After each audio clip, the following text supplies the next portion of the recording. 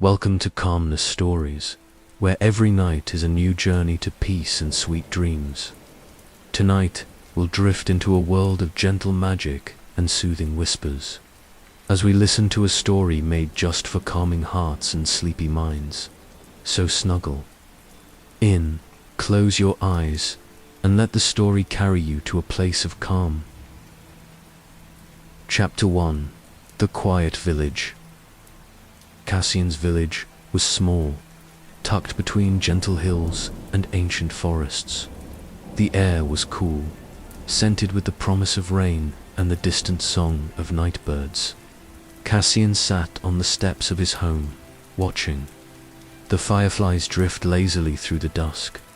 His mother, Marva, hummed softly as she tended to a kettle over the fire, her voice blending with the night. "Come inside, Cassian," she called, her tone warm and kind. "It's time to rest." But Cassian lingered, his eyes tracing the constellations.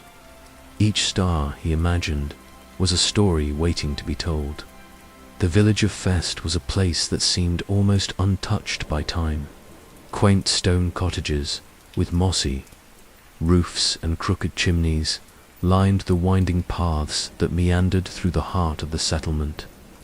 Wildflowers grew in cheerful clusters along the edges of the lanes, their petals glowing softly in the fading light. The air was alive with the gentle hum of nature, the distant chirp of crickets, the soft rustle of leaves stirred by a wandering breeze, and the occasional splash from the nearby stream as a fish broke the surface in pursuit of an evening. Insect 34. Cassian's home sat at the edge of the village, where the rolling hills gave way to the first trees of the ancient forest. From his perch on the worn stone steps, he could see the entire village laid out before him. Lanterns flickered to life one by one, their golden glow joining the fireflies in a quiet dance. The scent of wood smoke mingled with the fragrance of blooming night flowers, creating an aroma that was both earthy and sweet. He listened to the sounds of the village settling in for the night. Somewhere a dog barked once, then fell silent. The gentle clatter of dishes drifted from a nearby window, followed by a burst of laughter as a family shared a final story before bed. The world felt safe and small, as if nothing beyond the hills could ever disturb the peace that wrapped itself around Fest like a soft blanket. Cassian's gaze wandered up to the sky, where the first stars had begun to pierce the deepening blue. The constellations were old friends to him, each one with a name and a legend passed down through generations. He traced the familiar patterns with his finger, whispering their names under his breath: the hunter, the ship, the twin moons. He wondered what it would be like to travel among them, to see the worlds that spun silently in the vastness beyond his little village. A gentle breeze stirred the leaves of the old willow tree beside the house, and Cassian closed his eyes, letting the cool air brush against his face.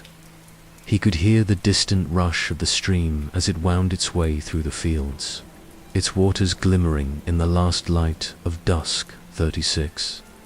The stream was a lifeline for the village, its banks lined with wild berries and tall grasses that swayed. In the wind, in the spring, children would race paper boats along its current, their laughter ringing out across the meadows. Now, in the quiet of evening, it was a place of reflection and calm. Inside, Marva's humming grew softer, replaced by the gentle clinking of cups as she poured tea into 2 chipped mugs.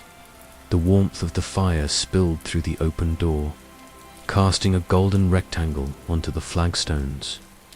Cassian could hear the soft murmur of her voice as she spoke to herself, a comforting sound that had filled his childhood with a sense of belonging.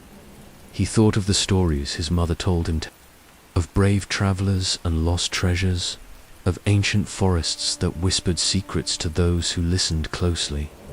Sometimes, on nights like this, She would sit beside him and point out the constellations, weaving new adventures from the patterns in the sky. He smiled at the memory, feeling the familiar tug of curiosity and wonder that always came with the onset of night. The village itself seemed to exhale as darkness settled.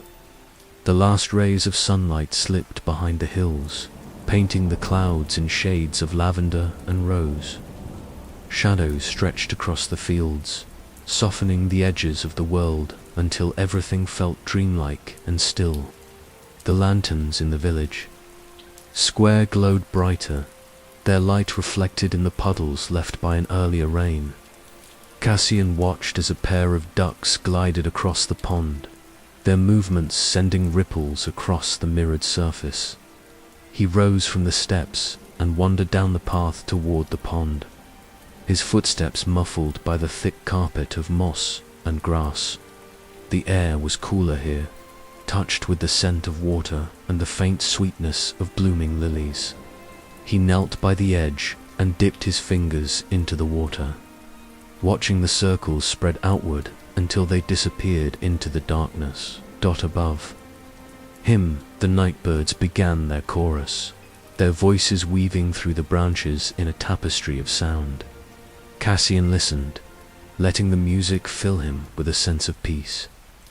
He knew each bird by its song, the clear whistle of the silver thrush, the low trill of the dusk wren, the haunting call of the night owl perched somewhere deep in the forest for 5. As he sat by the pond, the village bell tolled softly in the distance, its sound carrying across the fields and into the woods.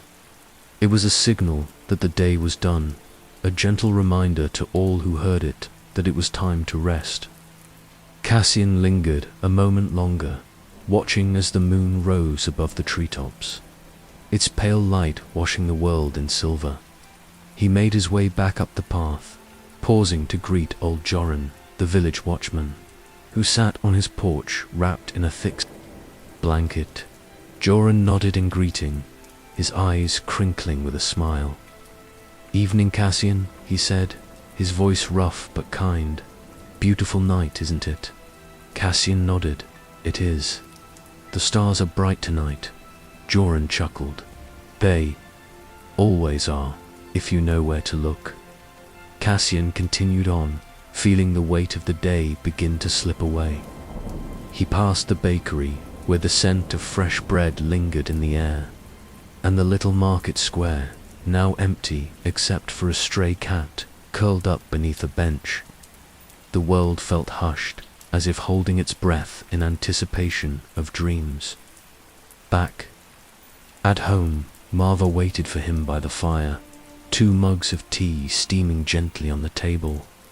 She smiled as he entered, her eyes warm with love. "Did you see anything interesting tonight?" she asked, handing him a mug. Cassian nodded, wrapping his hands around the cup. "The moon is bright, and the ducks are still awake. I think they're waiting for the stars to come out." Marva laughed softly. "Maybe they are, or maybe they're just enjoying the quiet, like you." They sat together in companionable silence, sipping their tea as the fire crackled and popped. The room was filled with the soft glow of lantern light, casting dancing shadows on the walls. Cassian felt safe here, surrounded by the simple comforts of Homer's soft blanket, the warmth of the fire, the steady presence of his mother. After a while, Marva rose and fetched a book from the shelf. She settled beside Cassian and opened it to a well-worn page. Her voice was low and soothing as she read, the words weaving a spell of comfort and wonder. Cassian listened, his eyelids growing heavy. The story was one he had heard many times before, but each telling was like a lullaby, familiar and reassuring. He let his mind drift, imagining himself as the hero of the tale, journeying through enchanted forests and across starlit seas. Outside, the village slept. The lanterns flickered in the windows, their light a beacon in the darkness. The fields and forests were wrapped in a blanket of mist, the world hushed and still. Somewhere, a fox called to its mate, its cry echoing through the night. Cassian yawned, his head nodding against his mother's shoulder. Marva closed the book and kissed his forehead, her touch gentle and full of love. "Time for bed, little star," she whispered. Cassian smiled sleepily. "Good night, Mama." She tucked him into bed, pulling the covers up to his chin. The room was cool and dark, the only light coming from the crackling embers in the hearth. Cassian listened to the sounds of the night, the whisper of the wind. In the trees, the distant call of an owl, the soft sigh of the house as it settled into sleep. He closed his eyes and let himself drift, his thoughts filled with dreams of adventure and wonder. The village was safe, the world was quiet, and Cassian knew that tomorrow would bring new stories to discover. As sleep claimed him. The stars shone down through the window, their light a promise that even in the darkest night there was always hope. As Cassian lay in bed, the familiar sounds of the village faded into the background, replaced by the soft rhythm of his own breathing. The gentle warmth of the blankets and the faint glow of the embers in the hearth wrapped around him like a cocoon. Yet his mind was still awake. Wandering through the memories and mysteries of the day, he remembered the old willow tree by the stream, its branches swaying in the evening breeze. As a child, he would spend hours beneath its sheltering canopy, building forts from fallen branches and weaving crowns from wildflowers. The tree had witnessed his laughter, his tears, and his quiet moments of wonder as he watched the clouds drift by overhead. Tonight, he imagined the willow whispering secrets to the stars, its roots reaching deep into the earth, anchoring the village in a world that sometimes felt too vast to comprehend. Cassian's thoughts drifted to his friends, scattered throughout the village in their own cozy homes.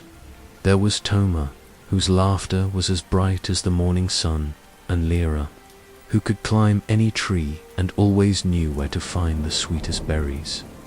He pictured them curled up in their beds, dreaming of new adventures that awaited them with the dawn. He thought, too, of old Joran the watchman, who had once told him that every night held a different kind of magic if you knew how to look for it. Cassian wondered what kind of magic tonight might bring. Perhaps a shooting star would streak across the sky, or a rare nightbird would sing a song no one had heard before. Maybe, if he listened closely, he would hear the distant echo of the sea, carried on the wind from lands far beyond the hills.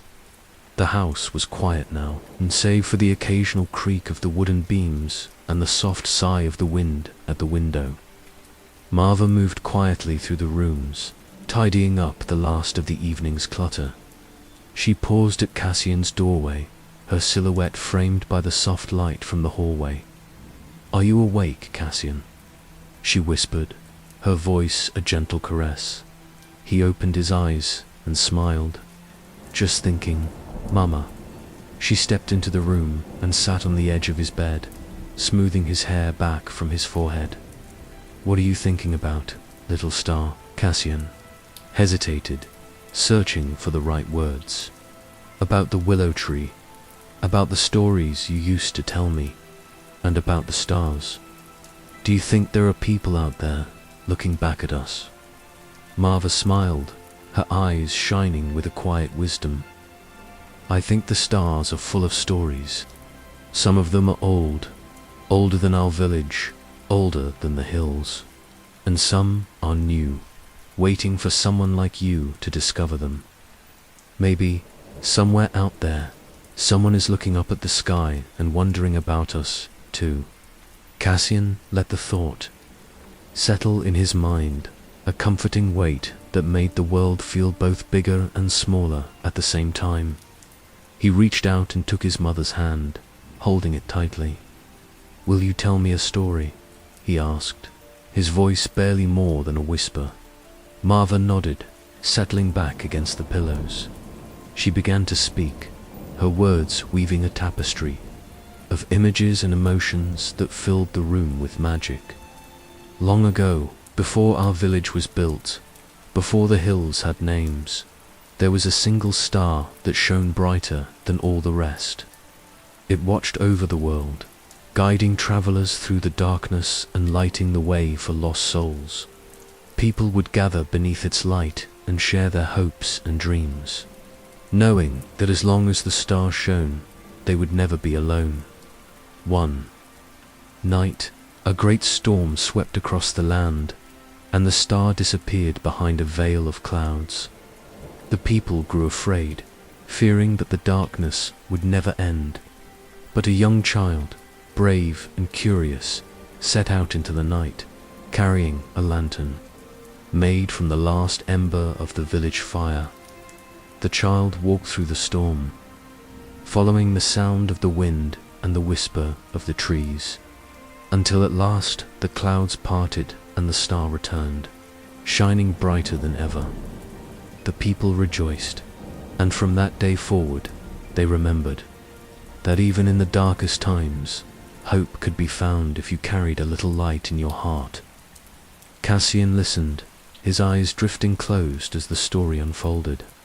He imagined himself as the child, lantern in hand, facing the storm with courage and determination. He felt the warmth of the ember, the hope that burned within him, and knew that he, too, could be a light in the darkness. Marva finished the story and kissed his forehead. "Good night, my brave one," she whispered. "Dream sweet dreams." Cassian smiled, already half asleep, his mind filled with stars and stories and the promise of a new day. Outside, the village settled deeper into the embrace of night. The lanterns in the square flickered and dimmed as the last of the villagers made their way home. The bakery's ovens cooled, the market stalls stood empty, and the fields lay silent beneath the watchful gaze of the moon in the forest. The nocturnal creatures began their nightly routines. A family of deer moved quietly through the underbrush, their hooves barely making a sound on the soft earth. An owl glided silently from branch to branch, its eyes glowing in the darkness as it searched for a midnight meal. The stream bubbled and gurgled, its waters reflecting the stars above. The willow tree by the stream stood sentinel, its branches swaying gently in the breeze. If one listened closely, one could almost hear the tree singing a low, melodic hum that blended with the sounds of the night. It was a song of patience and endurance, of roots that reached deep and branches that stretched ever upward. Seeking the light. As the hours passed, the village seemed to shrink, drawing inward as if gathering strength for the day to come. The world outside the hills faded into shadow, leaving only the familiar comforts of home. In every cottage, dreams bloomed like wildflowers, bright and fleeting, nourished by the quiet magic of the night. Cassian's dreams were filled with adventure. He soared through the sky on the back of a great bird, its wings beating strong and steady as they climbed higher and higher. Below, the village grew smaller, the fields and forests blending into a patchwork of green and gold. The stars beckoned, their light guiding him onward, ever upward, toward new worlds and new stories. He flew over mountains and rivers, across deserts and seas, each landscape more wondrous than the last. He met travelers from distant lands, shared meals with kindly strangers, and listened to tales of courage and hope. Everywhere he went, he carried the ember of the village fire, lighting the way for those who had lost their path in his dream. Cassian found himself standing before a great door carved into the side of a mountain. The door was old, its surface etched with symbols he did not recognize. Yet, As he reached out to touch it, the symbols began to glow, and the door swung open with a sound like distant thunder. Inside, the mountain was hollow, its walls lined with crystals that shimmered in the light of his lantern. At the center of the chamber stood a pedestal, and upon it rested a single, perfect star. Cassian approached, his heart pounding with anticipation. As he reached out to take the star, he heard a voice soft and familiar, like the wind in the willow tree. "Remember, Cassian," the voice whispered, "the light you seek is already within you. Carry it with you wherever you go, and you will never be lost." He awoke with a start, the dream lingering in his mind like the last notes of a song. The room was still dark, but the first hints of dawn were beginning to creep in around the edges of the curtains. Cassian lay still for a moment, savoring the warmth of the bed and the comfort of the familiar surroundings. He rose quietly, careful not to wake Marva, and padded to the window. The world outside was painted in shades of blue and grey, the sky just beginning to lighten. The village was silent, the fields shrouded in mist, the forest a dark silhouette against the horizon. Cassian pressed his forehead to the cool glass, watching as the first birds began to stir in the trees. He felt a sense of peace, a quiet certainty that he belonged to this place, and that this place belonged to him. The stories of the night lingered in his mind, their lessons woven into the fabric of his being. He thought of the child in Marva's story, braving the storm with nothing but a lantern and a heart full of hope. He wondered if he would be brave enough to do the same if the time ever came. For now, it was enough to know that he was loved, that he was safe, and that the world was full of possibilities waiting to be discovered. The village began to wake, slowly and gently, as if reluctant to leave the comfort of sleep. Smoke rose from the chimneys, mingling with the morning mist. The bakery's doors opened, releasing the scent of fresh bread into the cool air. The first voices drifted through the street's soft greetings. Laughter, the clatter of pails, and the bark of a dog. Cassian dressed quietly and slipped outside, the grass damp and cool beneath his feet. He wandered down to the stream, where the willow tree waited, its branches heavy with dew. He sat beneath its sheltering canopy, listening to the water and the wind, feeling the world come alive around him. He closed his eyes and made a silent promise to himself, to carry the light of hope, to be brave in the face of darkness, and to cherish the quiet magic of his village, no matter where his journey might lead.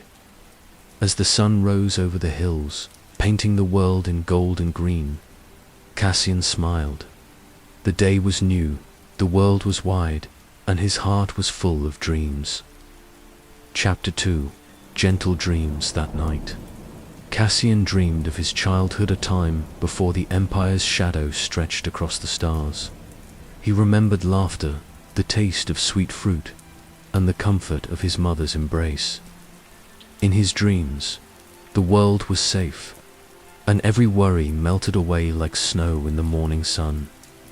The dream began as a gentle haze, soft and golden, as if the sun itself had woven a blanket around Cassian's sleeping mind. He found himself standing in a field of wildflowers, their colors brighter and more vivid than any he had ever seen. The petals brushed against his legs as he walked, their fragrance sweet and familiar, mingling with the scent of fresh earth and the distant promise of rain dot above him. The sky was a perfect blue, unbroken by clouds or the contrails of passing ships. The air was warm and gentle, filled with the music of birdsong and the hum of bees drifting from blossom to blossom. Cassian felt lighter than air, as if he could run forever and never grow tired. He looked down at his hands and saw that they were small, the hands of a child. His clothes were simpler, loose shirt, patched trousers, and sturdy boots scuffed from countless adventures. He remembered these boots, remembered the way they squeaked when he ran through puddles after a summer storm. He laughed, the sound ringing out across the field, pure and unburdened in the distance. He saw the outline of his childhood home, its stone walls warmed by the afternoon sun. Smoke curled from the chimney, and the windows glowed with the promise of comfort and safety. Cassian ran toward it, his feet barely touching the ground, his heart pounding with joy, as he drew closer. The door swung open, and Marva stepped out, her arms open wide. She was younger here, her hair dark and shining, her eyes bright with laughter. She knelt to embrace him, and Cassian buried his face in her shoulder, breathing in the scent of soap and wildflowers. "Welcome home, my little star," she whispered, her voice as gentle as the breeze. Cassian clung to her, feeling the warmth of her love wrap around him like a shield. In this dream, there was no fear, no hunger, no sorrow, only the simple, perfect happiness of being home. Inside the house was filled with light and laughter. The kitchen table was set for a feast, bowls of ripe fruit and fresh bread waiting to be shared. Cassian's friends were there, Toma and Lyra, their faces flushed with excitement as they recounted the day's adventures. Old Joran sat by the fire, carving a wooden toy and telling stories of the days when the world was new. Cassian joined them, his heart swelling with gratitude. He reached for a piece of fruit and orange as bright as the sun and bit into it, the juice sweet and tangy on his tongue. He remembered the orchard where these fruits grew, remembered climbing the trees with Lyra and Toma, their laughter echoing through the branches as they reached for the ripest treasures. After the meal, Marva led the children outside, where the evening air was cool and the first stars had begun to appear. She handed each of them a lantern, its glass painted with swirling patterns of blue and gold.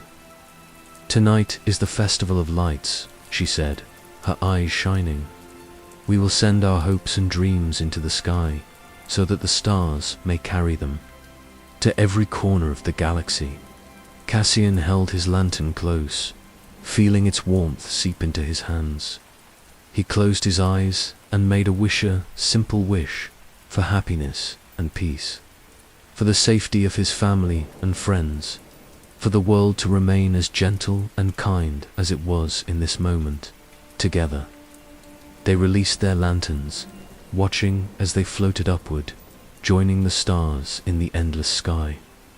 The village glowed with soft light, each lantern a beacon of hope, a promise that even in the darkest night, there was always something to wish for.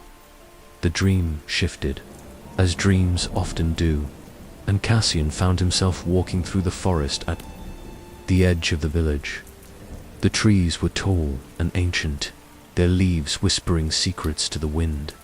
Shafts of sunlight filtered through the branches, painting the ground in patterns of gold and green. Cassian followed a narrow path, his footsteps silent on the mossy earth. He listened to the sounds of the forest, the chirp of crickets, the distant call of an owl, the gentle rustle of small creatures moving through the undergrowth. He felt at home here, safe and unafraid. As he walked, he came upon a clearing where a stream bubbled over smooth stones. The water was clear and cold, and Cassian knelt to drink, cupping his hands and watching the ripples spread outward. He saw his reflection in the water, a child's face, bright and curious, eyes wide with wonder. On the far side of the stream, a family of deer grazed quietly, their coats dappled with sunlight. Cassian watched them, holding his breath so as not to startle them.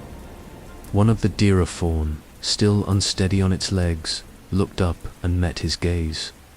For a moment, they regarded each other, two gentle souls sharing a moment of peace. The fawn took a tentative step toward him, its eyes trusting and unafraid. Cassian reached out, and the fawn nuzzled his hand, its nose soft and damp. He smiled, feeling a surge of joy so pure it brought tears to his eyes. "Thank you," he whispered, though he wasn't sure if he was speaking to the fawn, the forest, or the dream itself. The fawn bounded away, joining its family as they disappeared into the trees. Cassian watched them go, his heart full of gratitude for the simple magic of the moment. The dream shifted again, and Cassian found himself standing at the edge of the sea. The waves rolled in, gentle and rhythmic, their foam sparkling in the moonlight. The air was cool and salty, filled with the cries of distant seabirds. He walked along the shore, his feet sinking into the wet sand. He found shells and smooth stones, treasures left behind by the tide. He picked up a shell and held it to his ear, listening to the distant roar of the ocean, the heartbeat of the world. In the distance, he saw a small boat bobbing on the waves. Marva stood at the helm, her hair blowing in the wind, her eyes bright with adventure. She beckoned to him, and Cassian ran to join her, his heart pounding with excitement. They set sail together, the boat gliding smoothly over the water. The stars above were brighter than ever, their light reflecting on the waves. Marva sang a song, a lullaby Cassian remembered from his earliest days, a song of hope and love and the promise of safe passage. Cassian leaned against his mother, feeling the steady rhythm of her heartbeat, the warmth of her arms around him. He closed his eyes and let the song carry him, feeling as if he could float forever on this sea of dreams. The dream became a tapestry of memories, each one more precious than the last. He saw himself as a toddler, taking his first steps in the garden, his mother's hands guiding him. He remembered the taste of honey on fresh bread, the thrill of chasing fireflies in the twilight, the comfort of falling asleep to the sound of Marva's voice. He remembered the festivals, the music and dancing, the laughter of friends and neighbors, the joy of belonging to a community that cherished him. He remembered the stories told by the elders, tales of heroes and legends, of kindness and courage and the enduring power of hope. In his dream, Cassian was never alone. He was surrounded by love, by his mother, his friends, his village, and the gentle presence of the natural world. Every moment was a celebration of life, a reminder that even the smallest joys could shine as brightly as the stars. The dream shifted once more, and Cassian found himself in a place he had never seen before, vast meadow, filled with flowers that glowed softly in the moonlight. The air was cool and still, and the only sound was the gentle rustle of petals in the breeze. At the center of the meadow stood a tree unlike any Cassian had ever seen. Its trunk was wide and gnarled, its branches reaching high into the sky, covered in blossoms that shimmered with every color of the rainbow.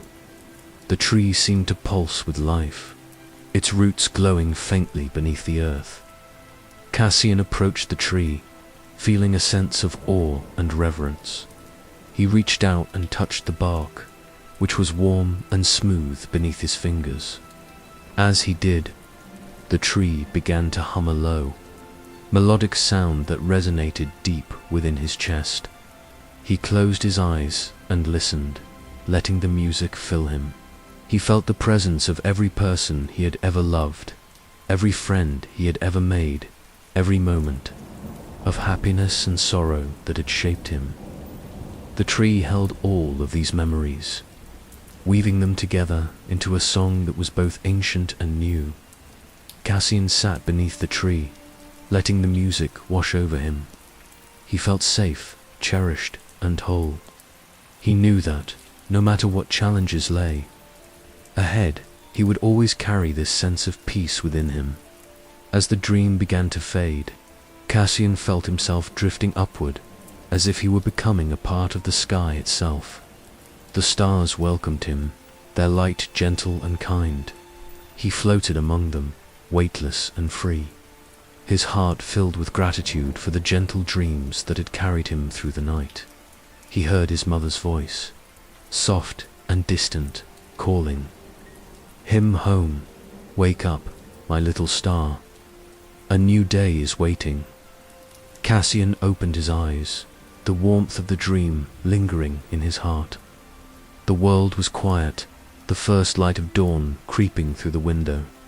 He lay still for a moment, savoring the peace and comfort of his gentle dreams, knowing that he would carry their light with him into the day. The dream shifted again, as dreams so often do, and Cassian found himself running through the sun-dappled woods behind his childhood home. The forest was alive with the song of birds and the rustle of leaves, and shafts of golden light spilled through the high branches, painting the mossy floor with shifting patterns. Cassian's legs felt strong and swift, and his lungs filled with the fresh, green scent of earth and growing things. He ran with abandon, laughter bubbling up from his chest, as if the very air was made of joy. Toma and Lyra ran with him, their faces flushed with excitement, their voices ringing out in playful challenge. Last one to the old stone bridge is a mudslide, Toma called, darting ahead.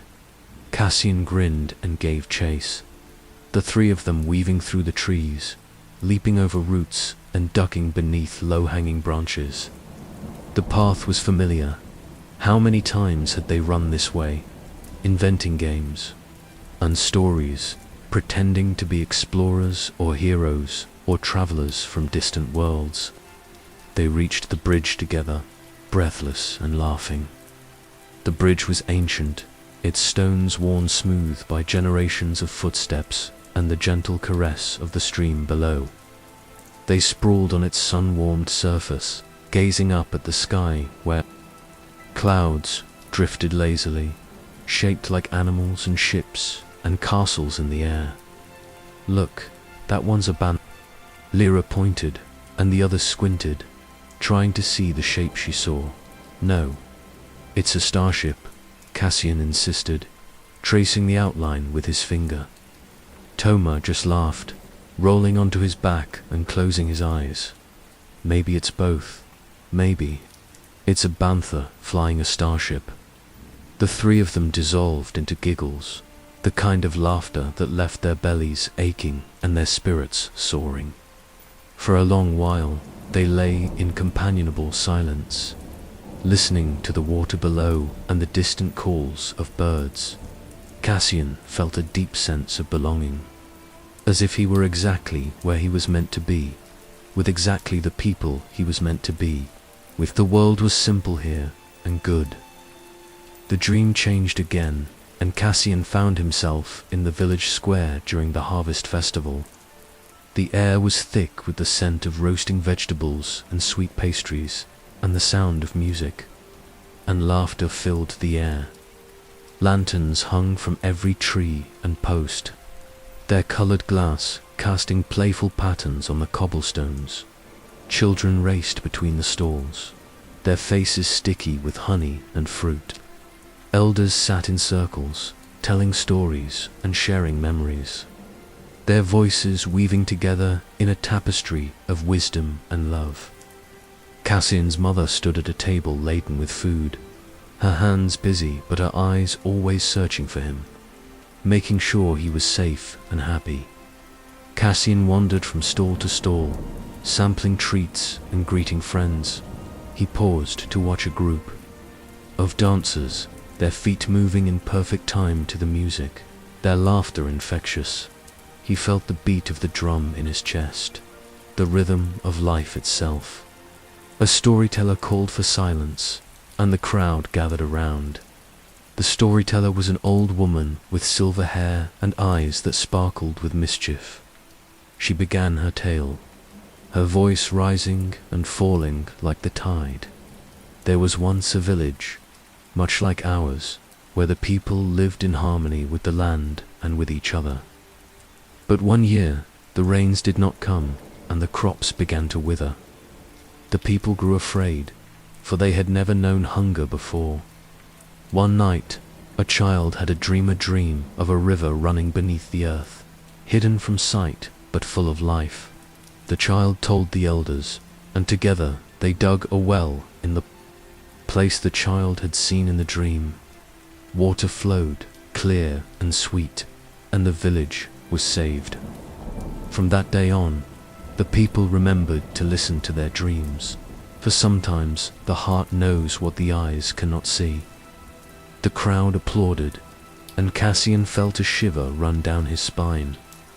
He looked up at the sky where the first stars were appearing, and wondered what dreams might be waiting for him.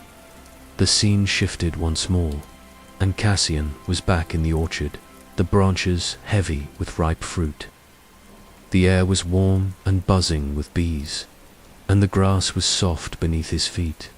He climbed a tree with practiced ease, settling into a crook of the branches and reaching for a sun-warmed pear. He bit into the fruit, the juice running down his chin, and closed his eyes in bliss. He remembered the taste, the way it seemed to capture the very essence of summer swede, bright and full of life. From his perch, he could see the entire village, the rooftops nestled among the trees, the fields stretching out toward the horizon, the distant line of the forest. He felt a surge of pride and love for this place, this home that had shaped him. A gentle breeze stirred the leaves, and Cassian let himself sway with the movement, feeling as if he were part of the tree itself, fruited and strong, yet reaching. Always for the sky. In the dream, time was fluid. Cassian was a child, then a boy, then a young man, each memory blending seamlessly into the next. He saw himself learning to fish in the stream with old Joran, their lines cast into the clear water, their conversation easy and unhurried. He remembered the first time he rode a speeder, his father's strong hands steadying him, his mother's, laughter ringing out as he wobbled uncertainly down the lane. He remembered the thrill of speed, the wind in his hair, the sense of freedom and possibility. He remembered nights spent beneath the stars, lying on a blanket with his friends, there, voices hushed as they shared secrets and dreams. They spoke of the future of places they would go, things they would see, adventures they would have. The world was wide, and they were young and unafraid. He remembered the comfort of his mother's arms, the way she would hold him when he was frightened or sad, her voice soothing him with stories and songs. He remembered the feel of her hand in his, warm and steady, a constant presence in a world that was always changing. Cassian's dreams were not all joy and laughter. There were moments of sadness, two goodbyes and losses, fears and uncertainties. He remembered the first time he saw a ship from the Empire, its cold, grey hull casting a shadow over the fields. He remembered the worry in his mother's eyes, the way the village seemed to hold its breath, waiting for the danger to pass. But even in these memories, there was comfort.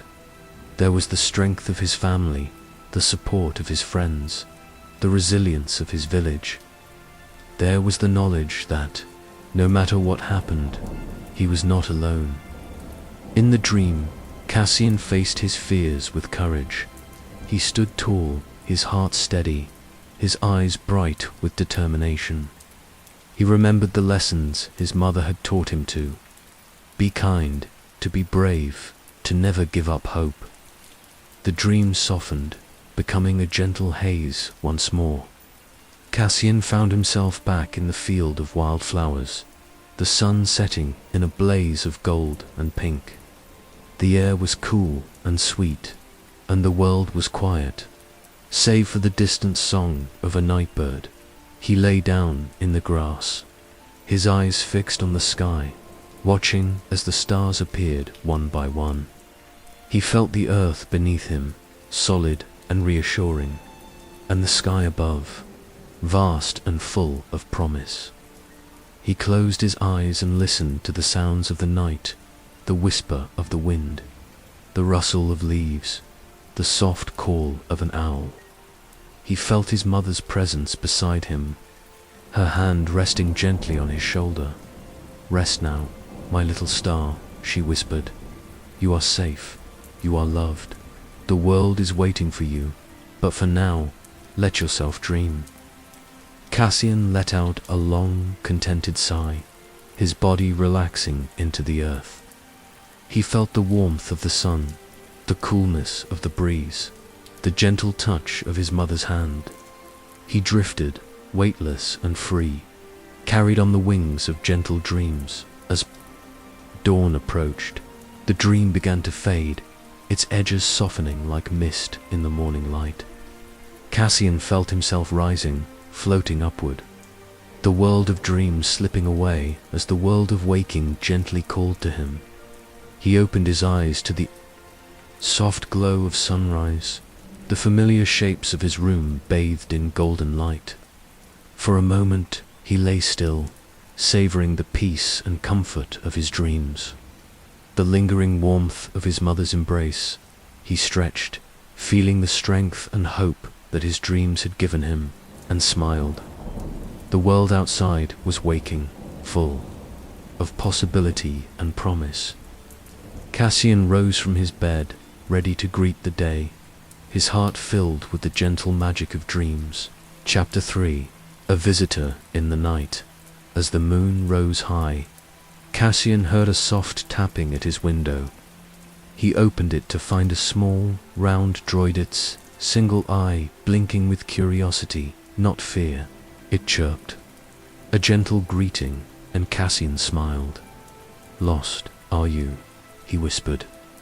The droid spun in a slow circle, projecting a tiny star map onto the wall. Its home was far, but Cassian knew the way. He wrapped himself in a warm cloak and tiptoed outside, careful not to wake his mother. The night air was crisp and clear, the world painted in silver and blue. Cassian's breath puffed in little clouds as he stepped quietly onto the dewy grass. The droid hovered at his shoulder, its tiny lights flickering gently, casting playful shadows on the garden path. Cassian crouched beside the droid, studying the star map it projected onto the side of the house. The stars glimmered in miniature, swirling and shifting as the droid adjusted its angle. Cassian recognized the bright cluster near the center of the Lantern Nebula, a landmark in the night sky he'd admired since he was small.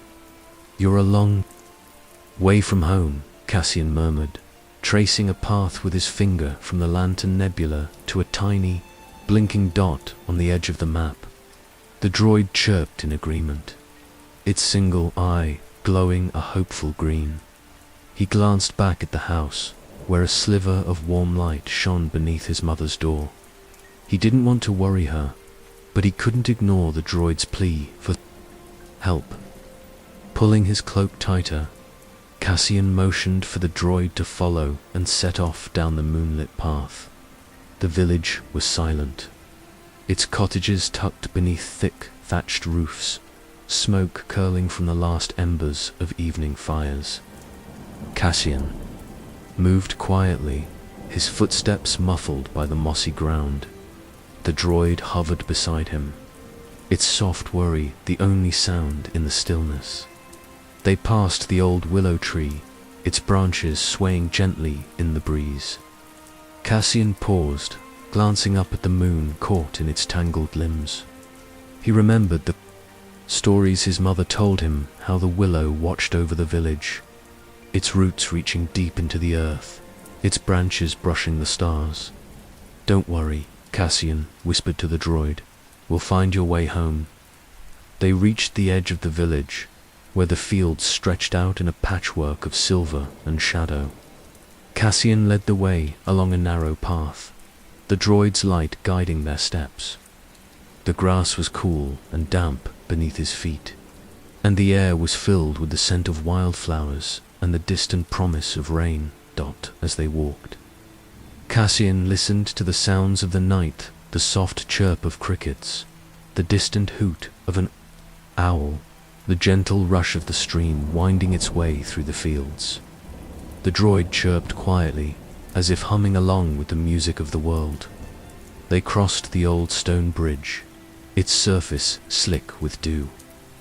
Cassian paused, leaning over the edge to watch the moon's reflection ripple in the water. The droid hovered beside him, projecting its star map onto the surface of the stream. The stars shimmered and danced, their light mingling with the moon's. Cassian smiled, feeling a sense of wonder and possibility. The world was so much bigger than his village, so full of mysteries waiting to be discovered. On the far side of the bridge, the path led into the forest. The trees stood tall and silent, there, leaves whispering secrets to the wind. Cassian hesitated for a moment, then pressed on, the droid close at his side. The forest was alive with shadows and moonbeams, the ground soft beneath a carpet of fallen leaves. Cassian moved carefully, his senses alert.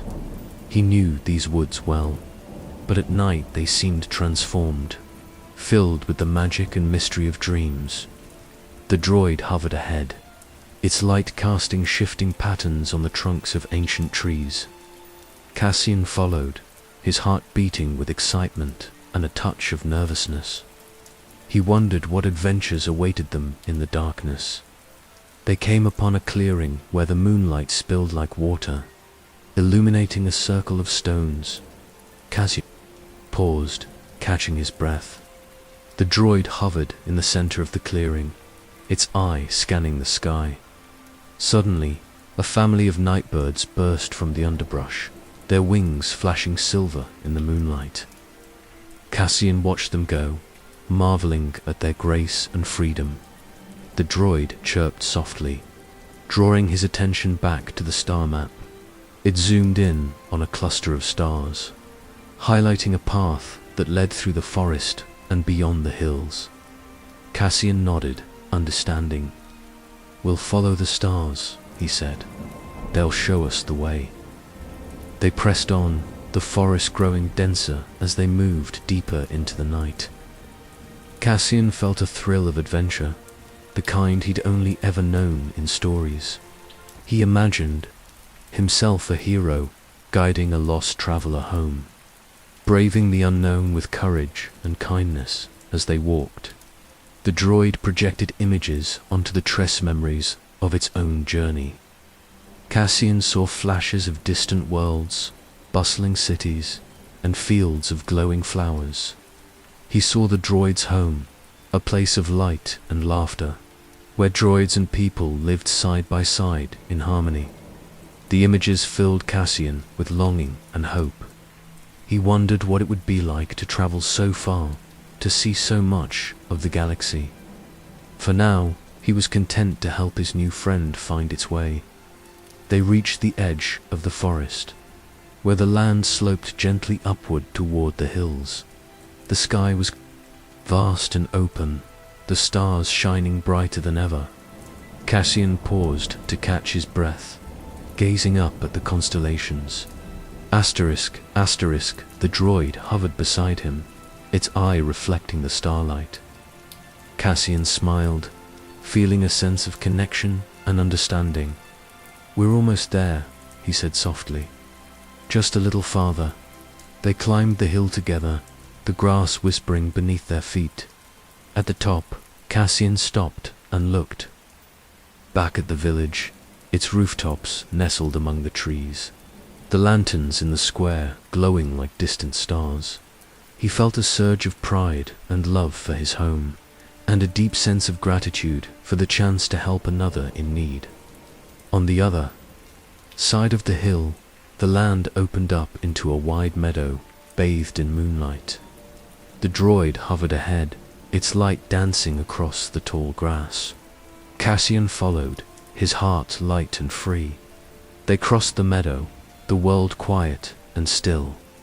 Cassian listened to the sound of his own footsteps, the soft hum of the droid, and the distant song of the nightbirds. At the far edge of the meadow, they found a narrow path leading down to a small glen.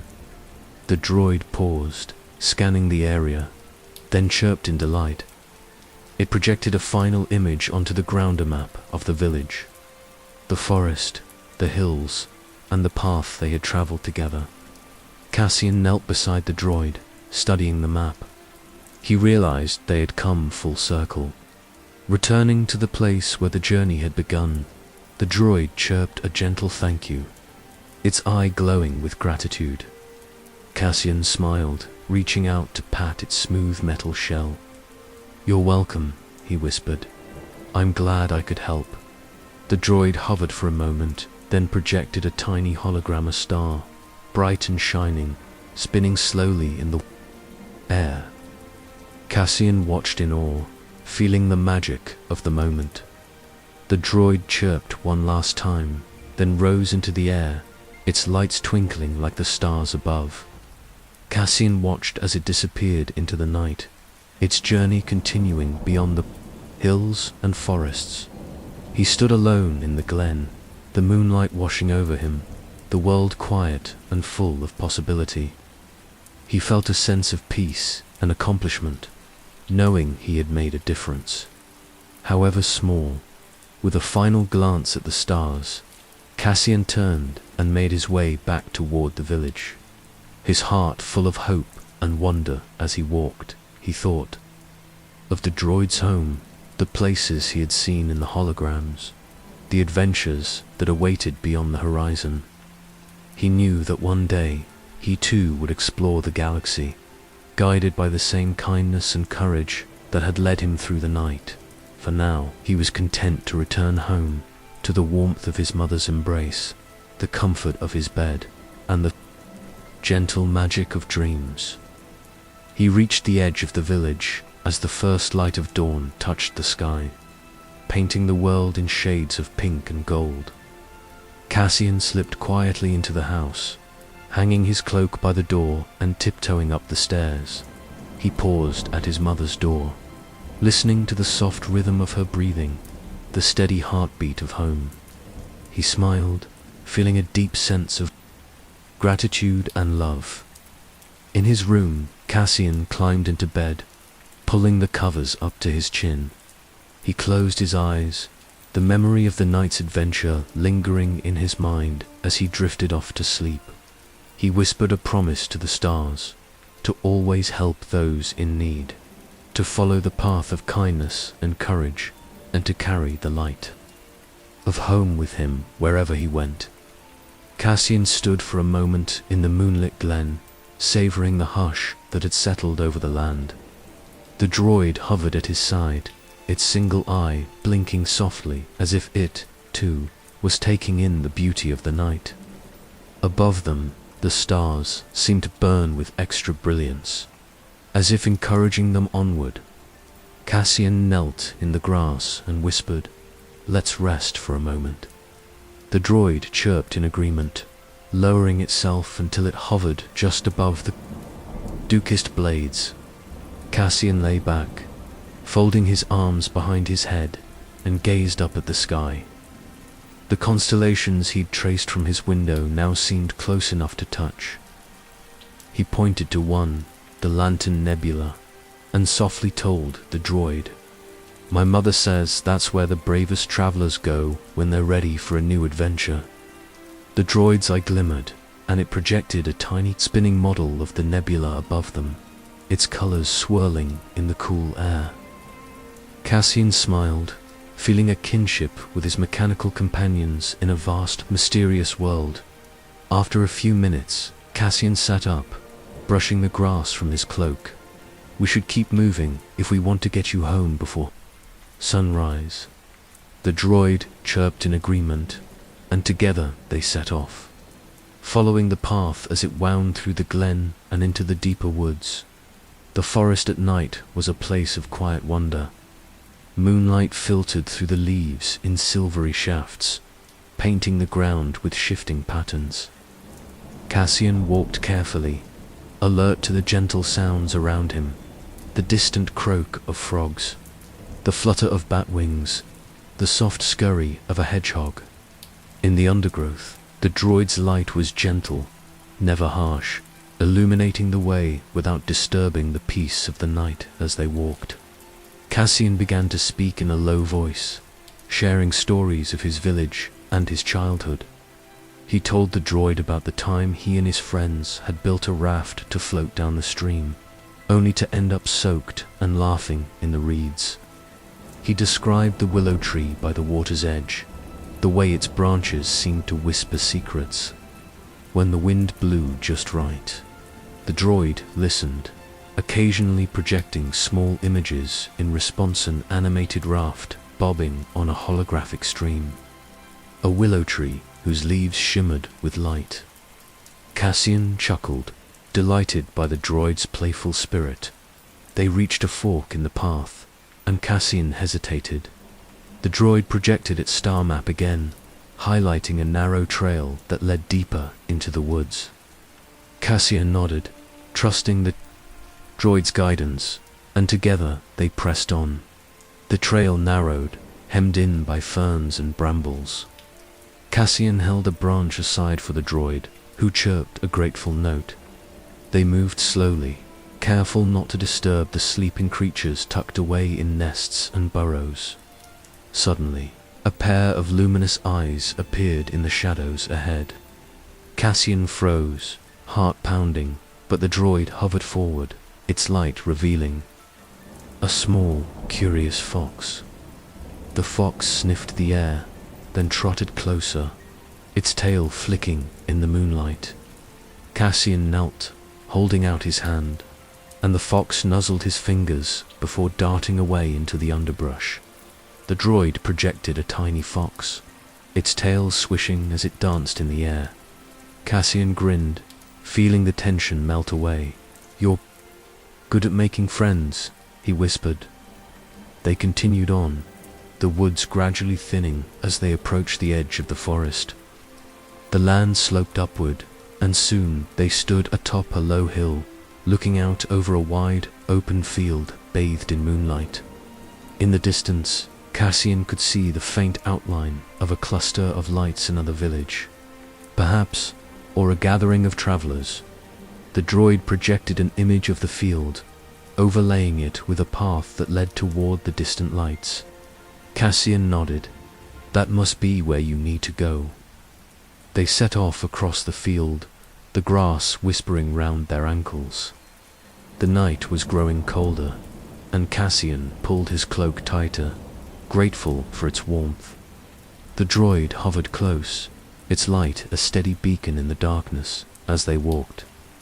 Cassian began to feel the weight of the night, the long hours, the chill in the air, the quiet ache of tired muscles. But he pressed on, determined to see his new friend safely home. They reached the far side of the field, where a narrow lane wound between rows of tall, swaying wheat. The droid's light flickered, casting long shadows that danced across the golden stalks. Cassian paused, listening to the wind rustling through the wheat, the distant call of a nightbird. He thought of his mother, asleep in their cottage, and felt a pang of longing. But he knew he was doing the right thing, helping someone in need, just as she had always taught him. The lane led to a small clearing, where a group of droids, each unique in shape and color, waited beneath the stars. They turned as Cassian and his companion approached, their eyes glowing in greeting. The little droid chirped excitedly, zipping ahead to join its friends. The other droids welcomed it with a chorus of cheerful beeps and whistles, their lights flashing in a joyful display. Cassian watched, smiling, as the droids spun in a slow circle, their lights weaving patterns in the air. He felt a sense of accomplishment. knowing he had helped reunite a lost traveler with its family. The droid he had guided turned back, hovering in front of him. It projected a final hologramma, tiny, shining heart that pulsed with gentle light. Cassian reached out, and the hologram floated into his palm, warm and comforting. "Thank you," he whispered. The droid chirped a soft farewell, then joined its friends as they drifted away into the night, their lights fading into the distance. Cassian stood alone in the clearing, the heart-shaped hologram still glowing in his hand. He felt a deep sense of peace, as if the world itself was wrapping him in a gentle embrace. He looked up at the sky, where the first hints of dawn were beginning to touch the horizon. The stars were fading, but their light lingered, a promise of hope and new beginnings. Cassian turned and began the long walk home, his steps slow and thoughtful. The world was quiet, the only sound the soft crunch of his boots on the dewy grass as he walked. He thought about the night's adventure, the droid's courage, the kindness of strangers, the beauty of the world in darkness. He realized that even the smallest acts of compassion could light the way through the shadows.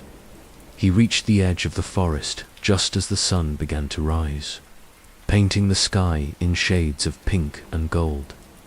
The village was waking, smoke rising from chimneys, the sound of voices drifting through the air.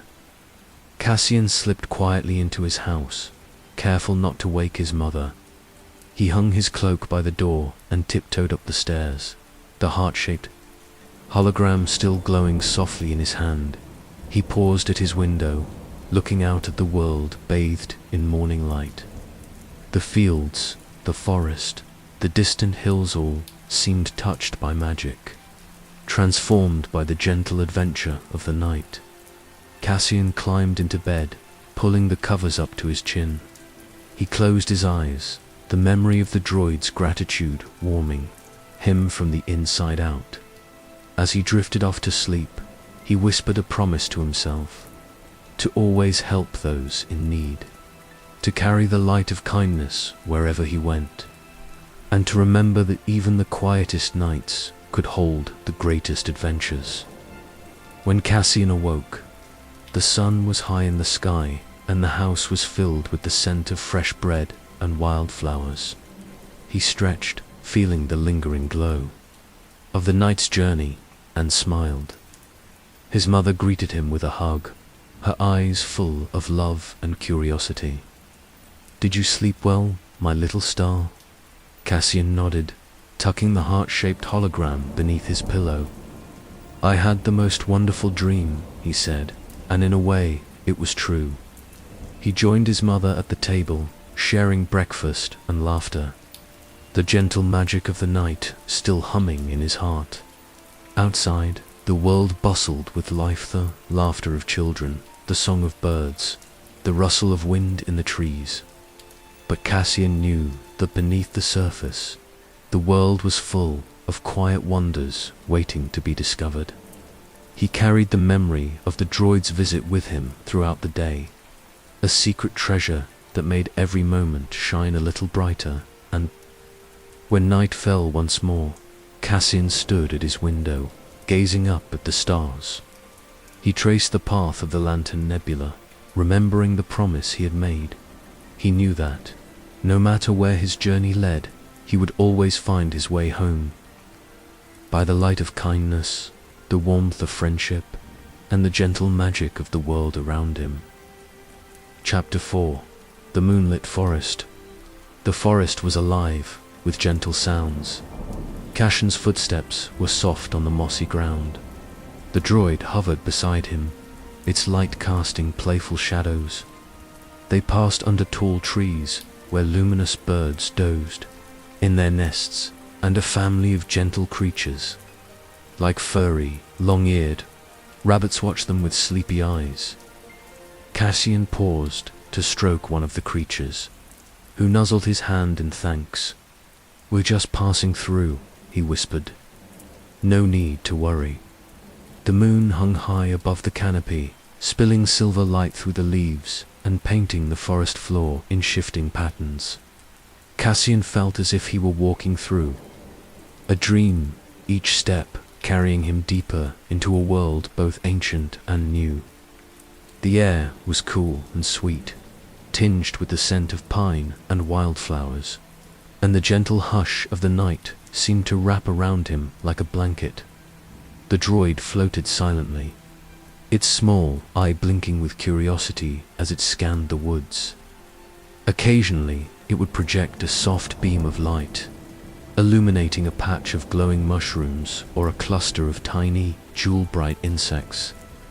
Cassian found himself smiling at the droid's wonder. Its fascination matched his own.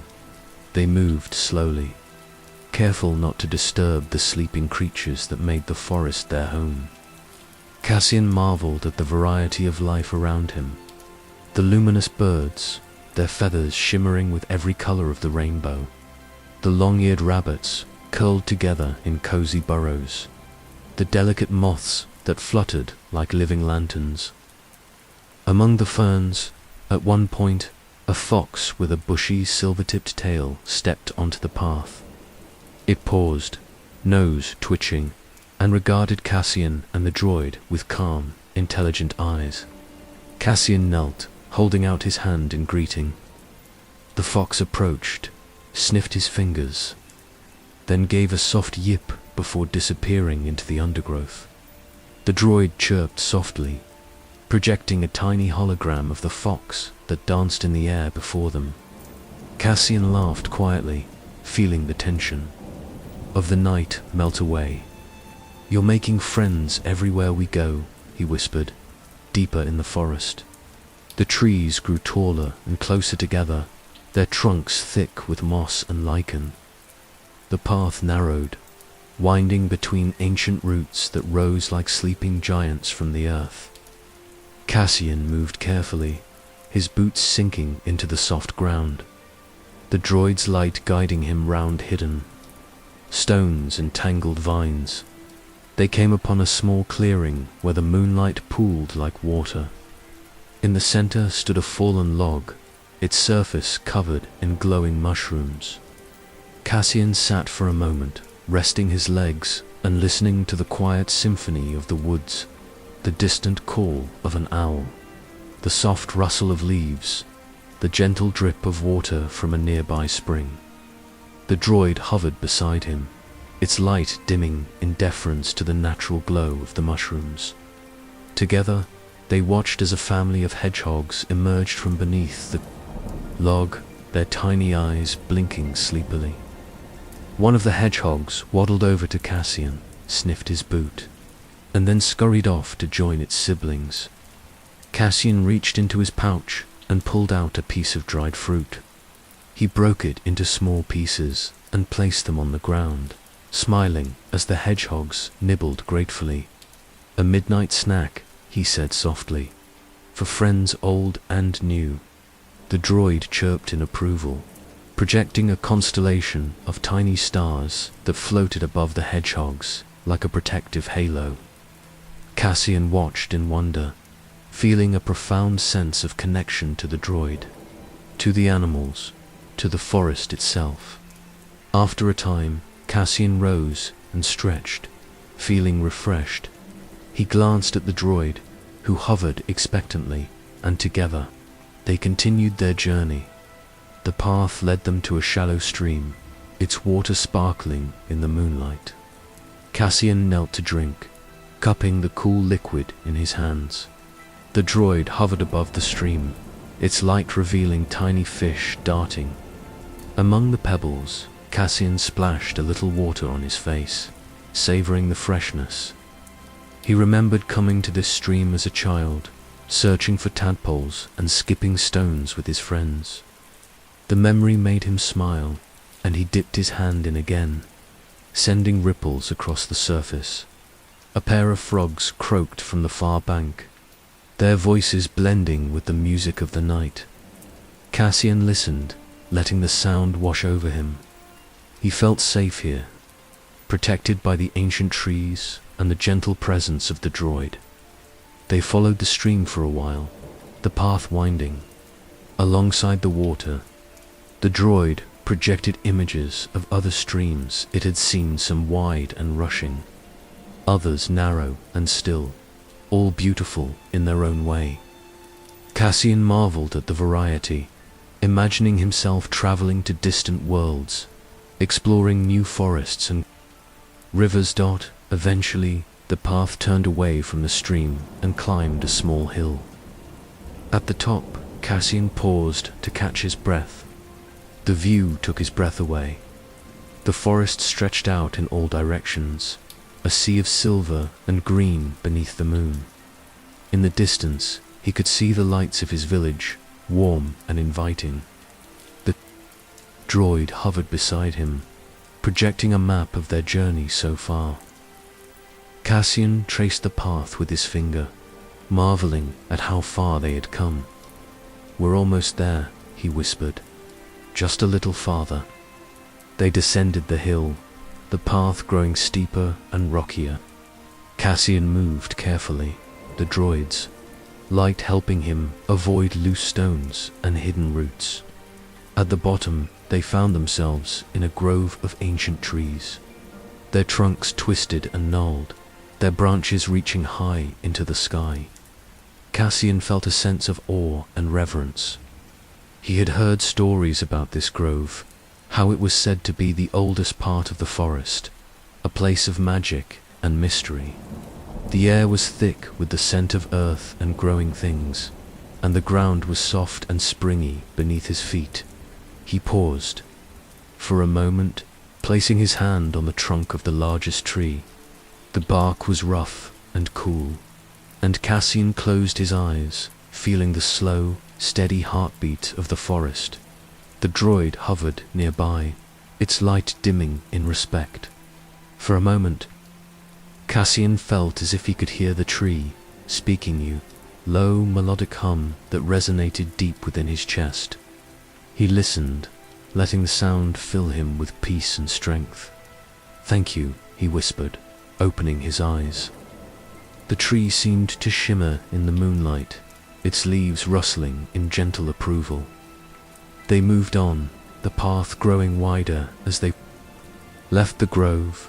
The forest began to thin, the trees spaced farther apart, the undergrowth less dense. Cassian felt a sense of anticipation, a feeling that something wonderful was waiting just ahead. They came upon a small pond, its surface smooth as glass, reflecting the moon and stars. Cassian knelt at the edge, watching as a family of ducks glided silently across the water. The droid hovered above the pond, its light creating ripples that danced across the surface. Cassian smiled, feeling a sense of wonder and contentment. He reached out and touched the water, sending gentle waves across the pond. The ducks quacked softly, then continued on their way. Unbothered by his presence, the droid projected a hologram of the pond, complete with tiny ducks that swam in endless circles. Cassian laughed, delighted by the droid's playful spirit. They rested by the pond for a while, enjoying the peace and quiet. Cassian lay back on the grass, staring up at the sky. The stars seemed closer here, their light brighter and more intense. He thought of his mother, his friends, his village. He felt a deep sense of gratitude for the world he called home, for the gentle magic of the forest, for the new friend he had found in the droid. As he drifted toward sleep, the droid hovered close, its light a comforting presence in the darkness. Cassian closed his eyes, letting the sounds of the forest lull him into a state of perfect peace. Cassian drifted in and out of a half-sleep by the pond, the cool grass beneath his head and the gentle rhythm of the water soothing his mind. The droid hovered quietly at his side, its light dimmed to a soft blue glow. Overhead, the stars wheeled slowly across the sky, and the moon's reflection shimmered on the pond's surface. A soft rustling in the reeds brought Cassian back to full wakefulness. He sat up, rubbing his eyes and peering into the shadows. The droid chirped a gentle inquiry, its lens focusing on the movement. From the tall grass emerged a procession of tiny creatures, field mice, their fur silvered by moonlight. They moved in single file, pausing at the water's edge to drink. Cassian watched in silence, careful not to disturb them. One mouse, braver than the rest, scampered closer, sniffing at Cassian's boot. He smiled and held perfectly still, feeling honored by the little animal's trust. The droid, sensing the moment's magic, projected a miniature hologram of the mouse, which scampered in a circle above Cassian's open palm before vanishing with a twinkle. Cassian laughed quietly, his heart swelling with gratitude for the gentle companionship of both nature and machine. He rose slowly, stretching his arms and legs. The night air was cool but not cold, and the forest felt alive with friendly eyes and soft sounds. Cassian turned to the droid, ready to see what's beyond the pond. He whispered, the droid chirped in affirmation, and together they set off once more, following a winding path that led deeper into the woods. The forest changed as they walked. The trees grew taller and straighter, their trunks pale and smooth, their leaves whispering high overhead. Shafts of moonlight pierced the canopy, illuminating patches of wildflowers and ferns. Cassian's footsteps were nearly silent on the thick layer of moss, and the droid's light danced across the undergrowth, revealing hidden wonders at every turn. They came upon a fallen log, its bark covered in a patchwork of moss and tiny, glowing fungi. Cassian knelt to examine the fungi more closely. Each cap glowed with a different hue: soft blue, gentle green, and a rare pulsing pink. He reached out to touch one, and it responded by glowing even brighter. As if delighted by his attention, the droid hovered closer, scanning the fungi and projecting a holographic image of them in the air. The image rotated slowly, highlighting the delicate structures and the way the light pulsed from within. Cassian marveled at the droid's curiosity and the way it seemed to share his sense of wonder. A sudden flutter overhead drew Cassian's gaze upward. He caught sight of a pair of luminous birds, their feathers shimmering with iridescent colors even in the dim light. They shifted on their perch, settling their heads beneath their wings and tucking in for the night.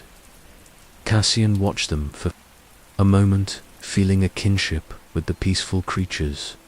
He whispered to the droid, "I wonder what they dream about."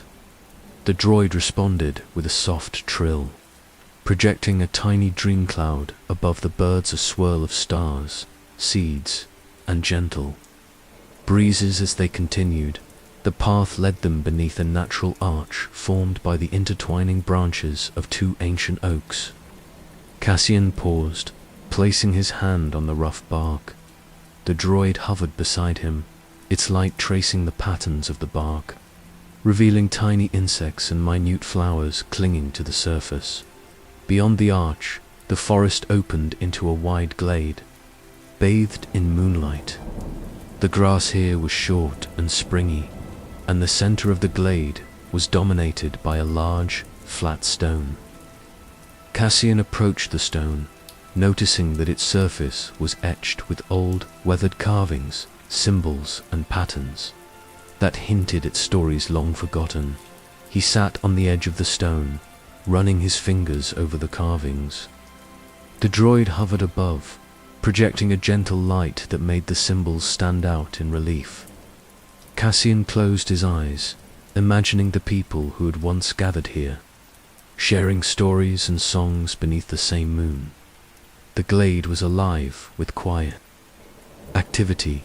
A family of the long-good, rabbit-like creatures Cassian had met earlier hopped into view, pausing to nibble at the grass.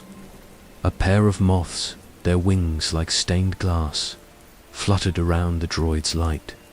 Drawn by its gentle glow, Cassian reached into his pouch for another piece of dried fruit, breaking it into small pieces and scattering them on the grass. The rabbits approached cautiously, their noses twitching. One, bolder than the rest, hopped right up to Cassian and nuzzled his hand in thanks. Its fur, soft as clouds. "We're just passing through," Cassian whispered again, stroking the creature's head. "No need to worry." The rabbit blinked up at him, then bounded away, joining its family in the moonlit grass.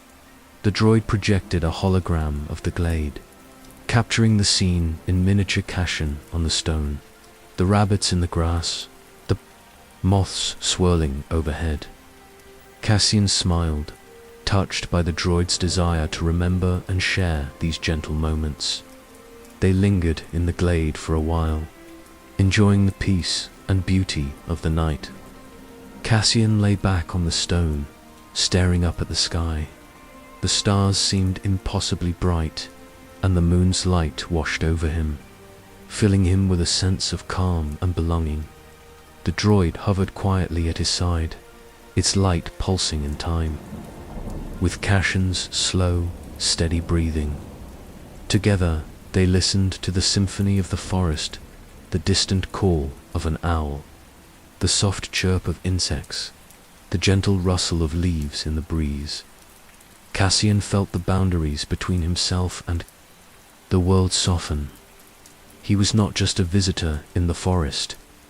He was a part of it, connected to every living thing by the invisible threads of kindness and curiosity. Eventually, Cassian sat up, feeling refreshed and ready to continue. He glanced at the droid, who projected a gentle map of the forest, showing their path and the places they had visited. Cassian traced the route with his finger, marveling at the journey they had already shared. They left the glade and followed a narrow path that wound between towering pines.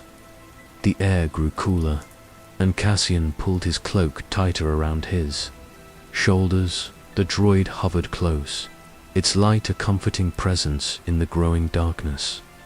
They came upon a small stream, its waters sparkling in the moonlight. Cassian knelt to drink, cupping the cool liquid in his hands. The droid hovered above the stream, its light revealing tiny fish darting among the pebbles. Cassian splashed a little water on his face, savoring the freshness. He remembered coming to this stream as a child, searching for tadpoles and skipping stones with his friends. The memory made him smile, and he dipped his hand in again, sending ripples across the surface. A pair of frogs croaked from the far bank, their voices blending with the music of the night. Cassian listened, letting the sound wash over him. He felt safe here, protected by the ancient trees and the gentle presence of the droid. They followed the stream for a while, the path winding alongside the water. The droid projected images of other streams. It had seen some wide and rushing, others narrow and still, all beautiful in their own way. Cassian marveled at the variety, imagining himself traveling to distant worlds, exploring new forests and rivers. Eventually, the path turned away from the stream and climbed a small hill. At the top, Cassian paused to catch his breath. The view took his breath away. The forest stretched out in all directions, a sea of silver and green beneath the moon. In the distance, he could see the lights of his village, warm and inviting. The droid hovered beside him, projecting a map of their journey so far.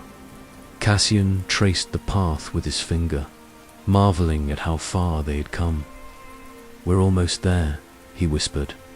"Just a little farther." They descended the hill, the path growing steeper and rockier. Cassian moved carefully, the droid's light helping him avoid loose stones and hidden roots. At the bottom, they found themselves in a grove of ancient trees, their trunks twisted and gnarled, their branches reaching high into the sky. Cassian felt a sense of awe and reverence. He had heard stories about this grove, how it was said to be the oldest part of the forest, a place of magic and mystery. The air was thick with the scent of earth and growing things, and the ground was soft and springy beneath his feet. He paused, for a moment, placing his hand on the trunk of the largest tree. The bark was rough and cool, and Cassian closed his eyes, feeling the slow, steady heartbeat of the forest. The droid hovered nearby, its light dimming in respect. For a moment, Cassian felt as if he could hear the tree speaking a low, melodic hum that resonated deep within his chest. He listened, letting the sound fill him with peace and strength. "Thank you," he whispered, opening his eyes. The tree seemed to shimmer in the moonlight, its leaves rustling in gentle approval. They moved on, the path growing wider as they left the grove. The forest began to thin, the trees spaced farther apart, the undergrowth less dense. Cassian felt a sense of anticipation, a feeling that something wonderful was waiting just ahead. They came upon a small pond, its surface smooth as glass, reflecting the moon and stars. Cassian knelt at the edge, watching as a family of ducks glided silently across the water. The droid hovered above the pond, its light creating ripples that danced across the surface. Cassian smiled, feeling a sense of wonder and contentment. He reached out and touched the water, sending gentle waves across the pond. The ducks quacked softly, then continued on their way. Unbothered by his presence, the droid projected a hologram of the pond, complete with tiny ducks that swam in endless circles. Cassian laughed, delighted by the droid's playful spirit. They rested by the pond for a while. Enjoying the peace and quiet, Cassian lay back on the grass, staring up at the sky. The stars seemed closer here, their light brighter and more intense. He thought of his mother, his friends, his village. He felt a deep sense of gratitude for the world he called home, for the gentle magic of the forest, for the new friend he had found in the droid. As he drifted towards sleep, the droid hovered close, its light a comforting presence in the darkness. Cassian closed his eyes, letting the sounds of the forest lull him into a state of perfect peace. Chapter 5. The Lost Droid's home, at the edge of the forest. Cassian found a clearing where a group of droids gathered, their lights twinkling like stars. The lost droid chirped happily and zipped to its friends. Cassian watched as they danced, in a circle, their joy filling the night. He waved goodbye, feeling a gentle warmth in his heart. Helping others, he thought, was the greatest adventure of all. The journey through the moonlit forest had left Cassian with a sense of peace and wonder. But as he stepped into the clearing, that feeling blossomed into something even greater. The clearing was alive with color and gentle movement. Droids of all shapes and sizes rolled, hovered, and spun in the soft grass, their lights flickering in every emerald, sapphire, gold, and rose. Some were small and round, like Cassian companion, others were tall and slender, with graceful arms and expressive eyes. A few looked ancient, their metal worn smooth by years of service, while others gleamed as if newly built. The lost droid, who had traveled so bravely by Cassian's side, let out a joyful trill and zipped forward, weaving between the others.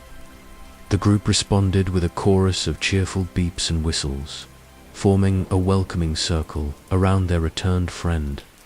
Cassian watched, his heart swelling with happiness at the reunion. The droid's celebration was unlike anything Cassian had ever seen.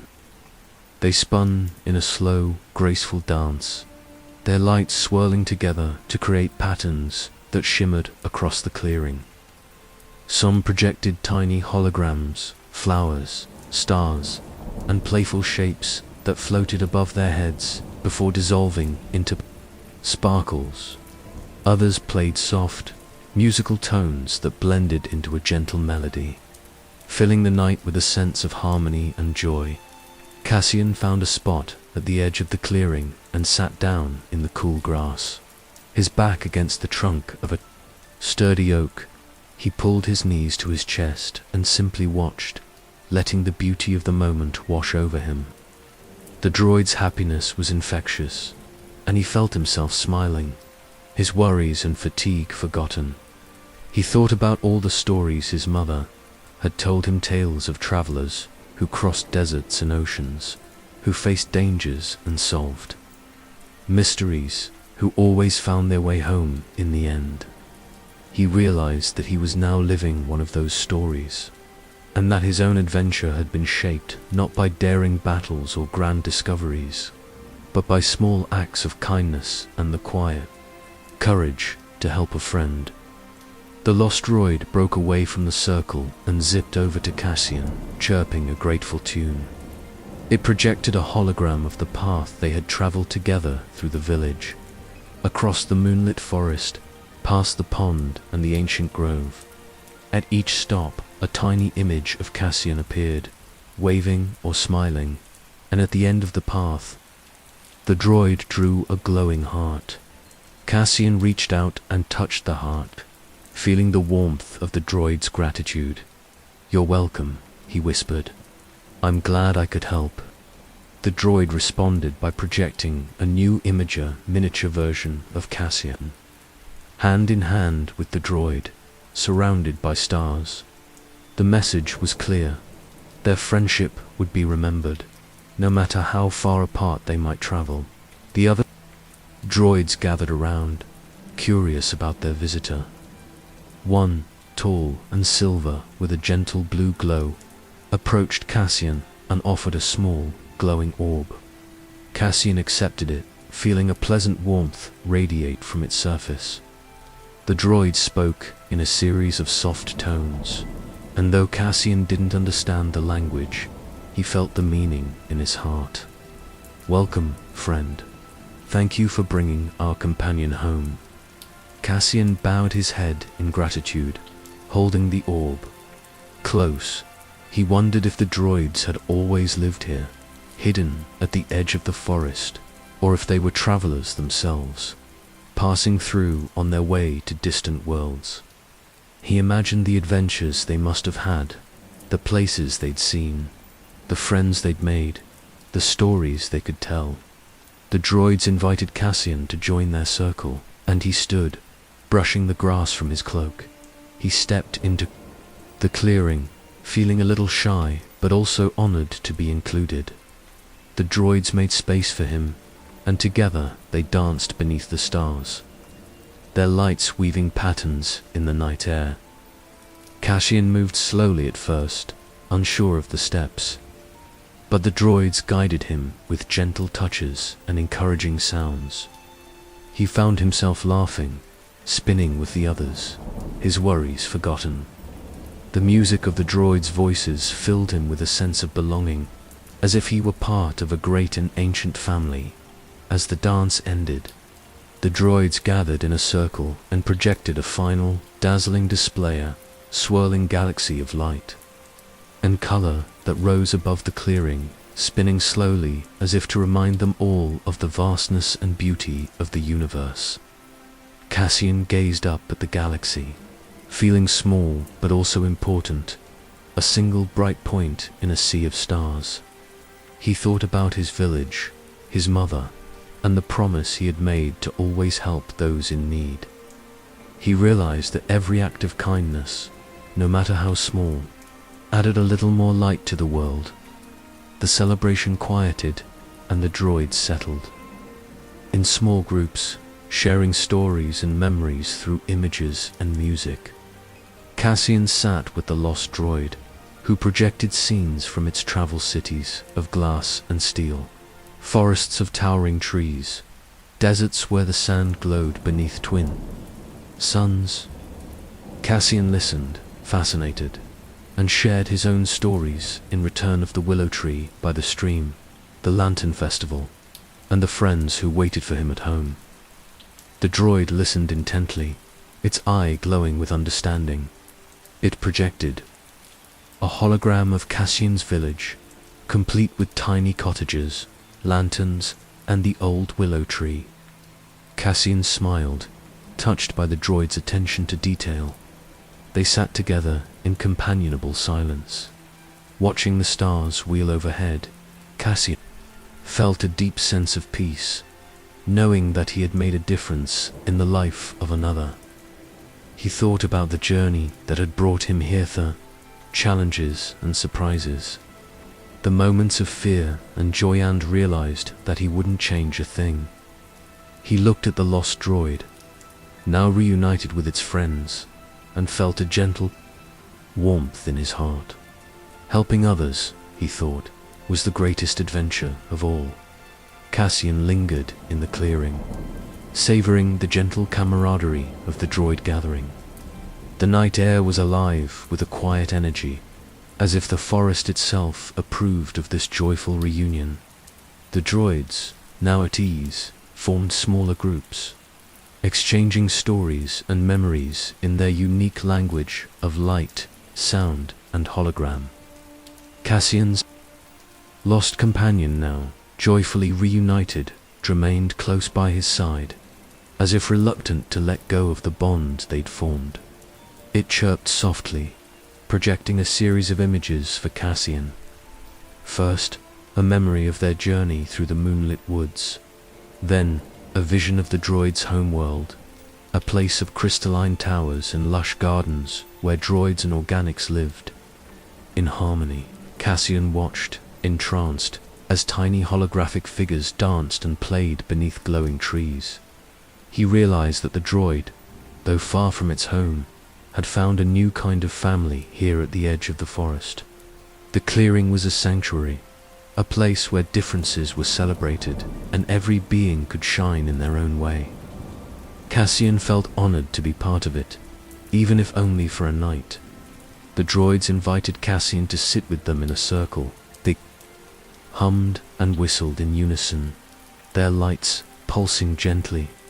The tall silver droid who had welcomed him earlier produced a delicate, bell-like instrument and began to play a melody so soft and sweet that Cassian felt tears prick his eyes. The music seemed to tell a story of journeys and reunions, of hope and kindness, of the gentle power of friendship. As the song ended, the droids projected a shared hologram of a great tree, its branches heavy with glowing fruits. Each droid reached up and plucked a fruit, passing it to their neighbor. When the fruit reached Cassian, it transformed into a tiny, glowing heart that floated above his palm.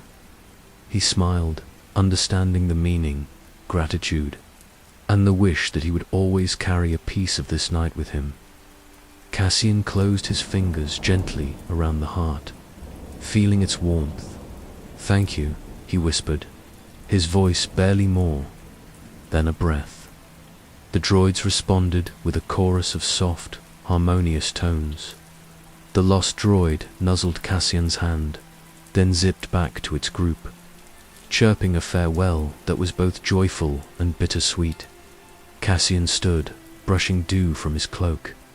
He took one last look at the droid circle, their lights twinkling like a constellation come to Earth.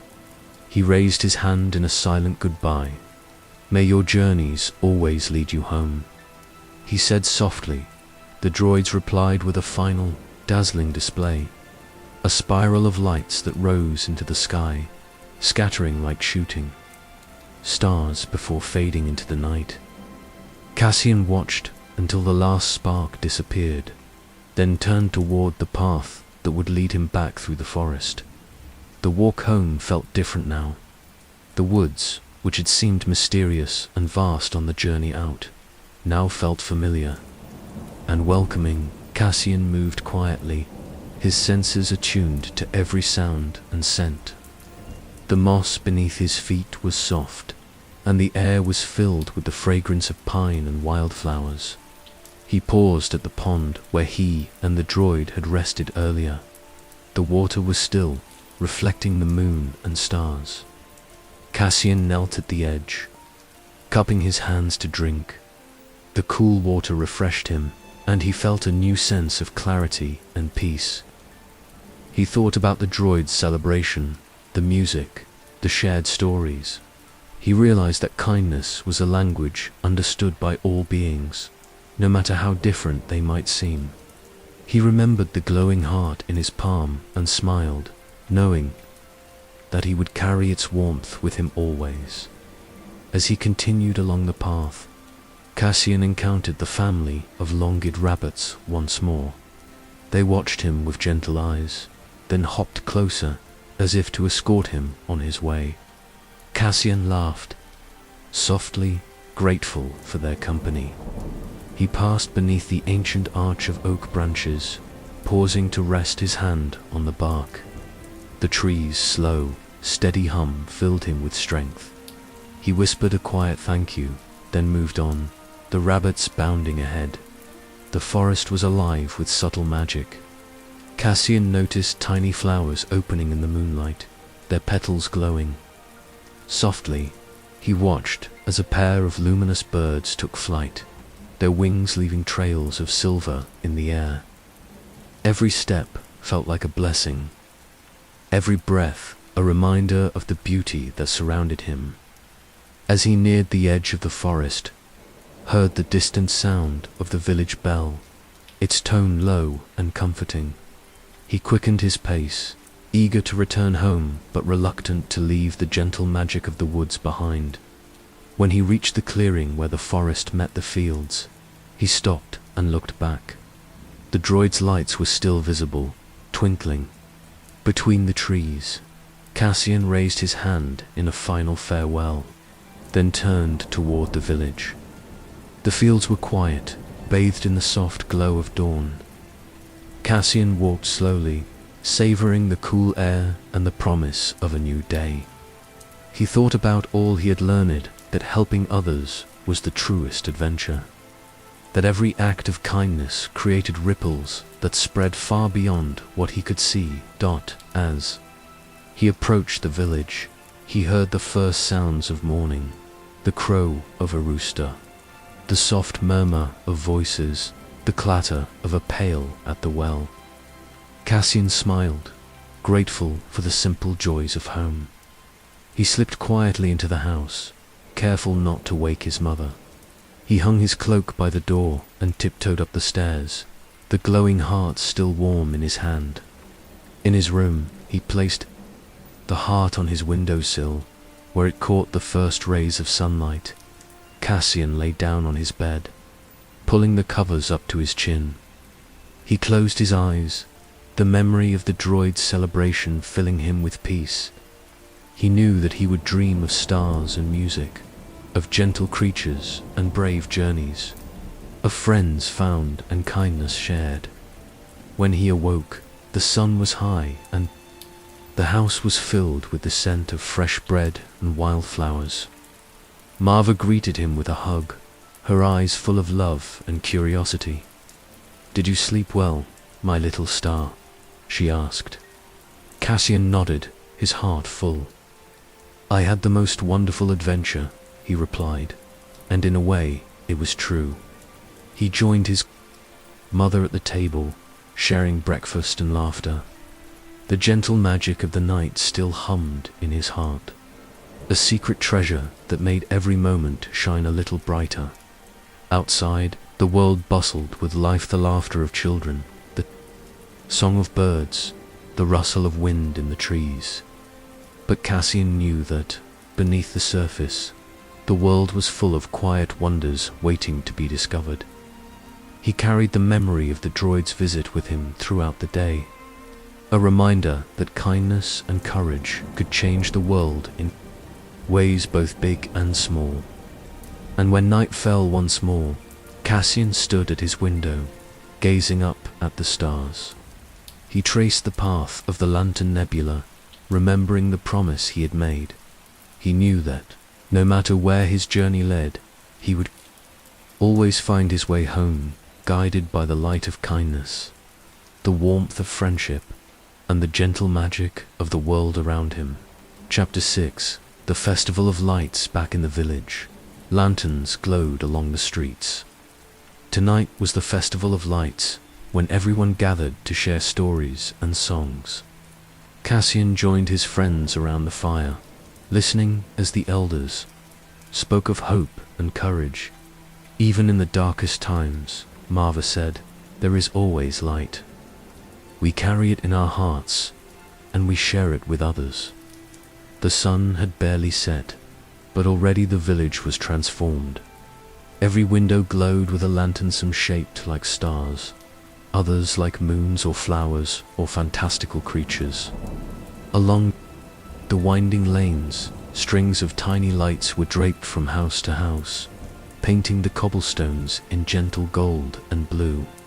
Children darted between the pools of light, their laughter ringing out like music as they chased each other with paper.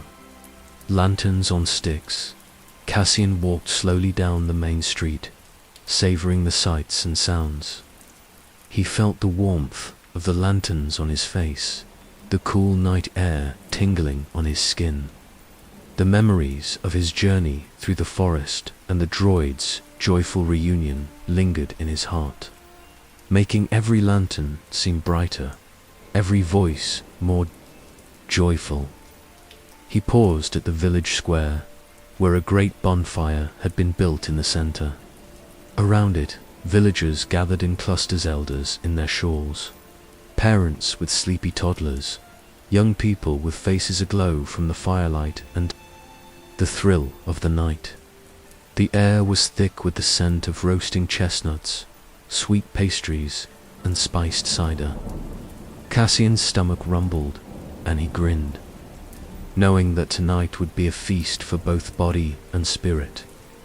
Toma and Lyra spotted him first. Waving from a bench near the fire, Cassian hurried over, his heart light. "There you are," Lyra exclaimed, pulling him into a hug. "We thought you'd gotten lost in the woods again." Cassian laughed. "Not lost, just exploring. I have stories to tell you both." Toma grinned, his cheeks smudged with ash from tending the fire. "Save them for the story circle. Tonight, everyone's a storyteller." Cassian sat between his friends, feeling the warmth of the fire seep into his bones. He watched as villagers added logs to the flames, sending sparks swirling up into the night. Above them, the sky was clear and full of stars, as if the heavens themselves had come to join the celebration. The festival began with music. A group of musicians, fiddles, flutes, and drums took their place near the fire and began to play a lively tune. The melody danced through the air, and soon the younger children were spinning and skipping round the fire, their lanterns bobbing.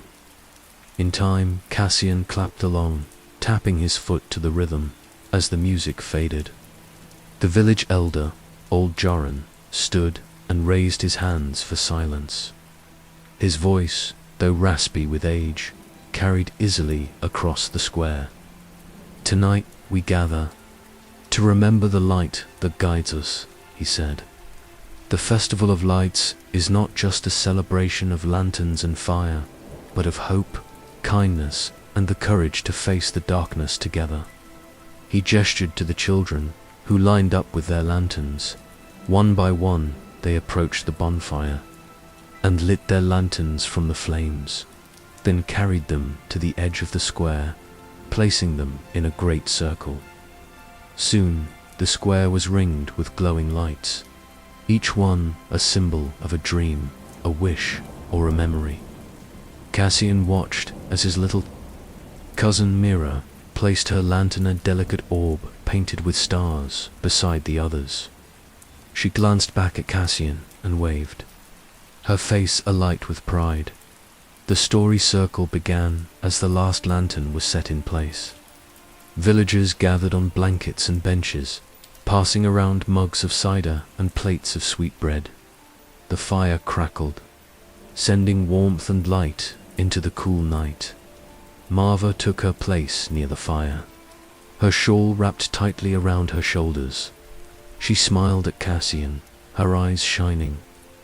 "Tonight, I want to tell a story that was told to me when I was a child," she began.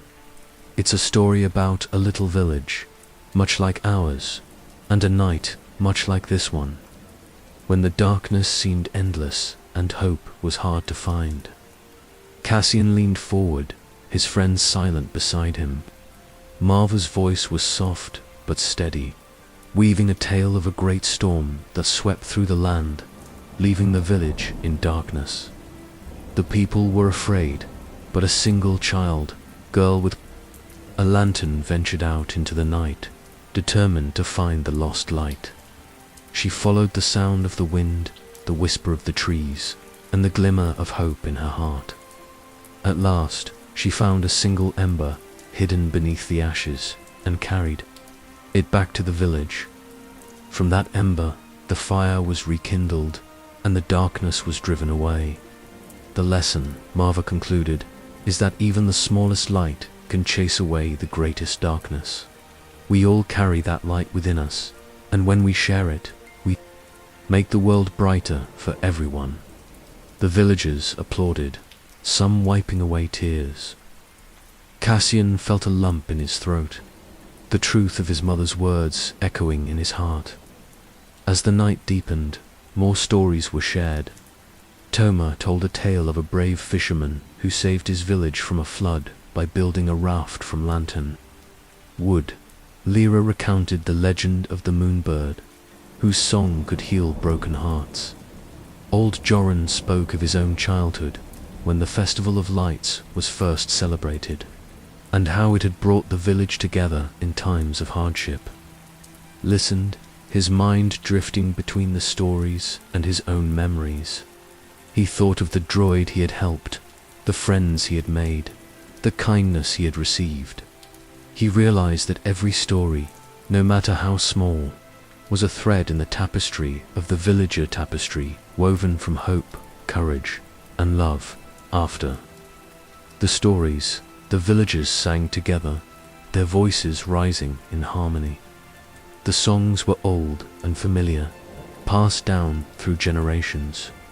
Cassian joined in, his voice blending with the others, feeling the music fill him with warmth and joy.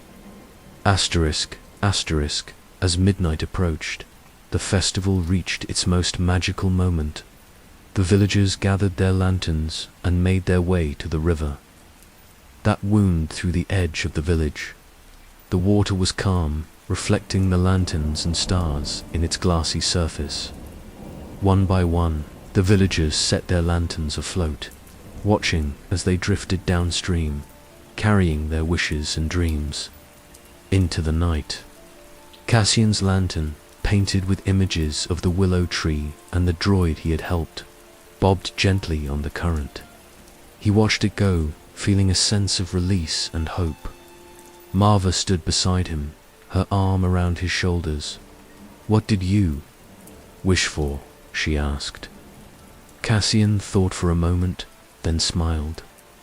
"I wished that everyone would always find their way home, and that there would always be someone to help them if they're lost." Marva squeezed his shoulder.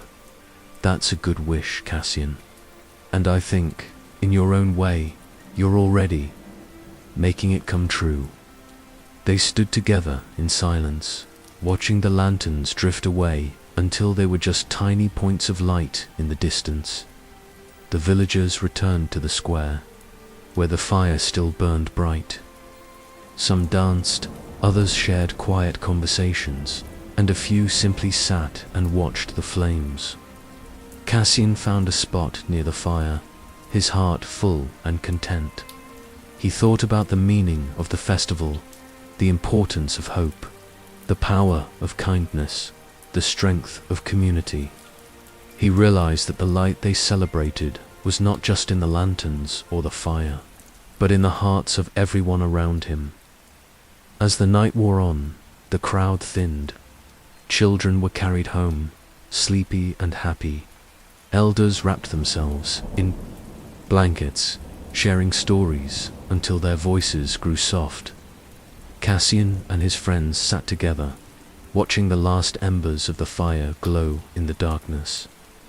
Lyra nudged Cassian. "Tell us your story now. The one about the forest."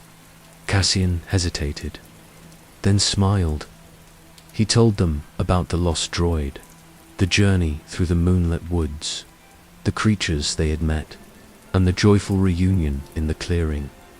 He spoke of the droid's celebration, the spiral of lights, and the glowing heart he had been given.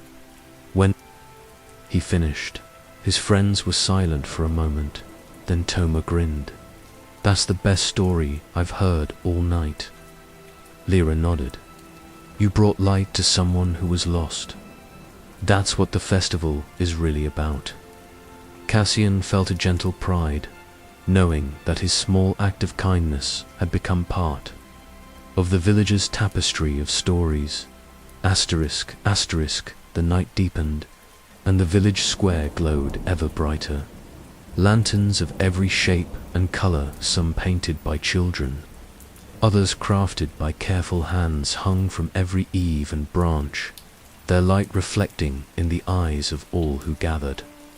The bonfire's flames danced higher, sending sparks swirling into the sky to join the stars. Cassian wandered with Toma and Lyra through the festival, pausing at stalls where neighbors offered treats, sweet buns filled with spiced fruit, roasted nuts, and cups of warm cider. The air was thick with laughter, and the scent of cinnamon and pine. At one corner, children clustered around a table, solving riddles written on slips of paper and tucked into lanterns, their faces alight with excitement each time they guessed one right.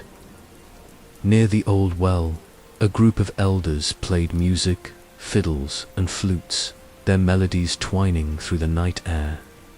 Some villagers joined hands for a circle dance, their feet moving in time to the rhythm, skirts and cloaks swirling. Cassian and his friends joined in, letting the music carry them, spinning and laughing until they collapsed in a heap on the grass, breathless and happy as the fire burned low. The elders called everyone to gather close.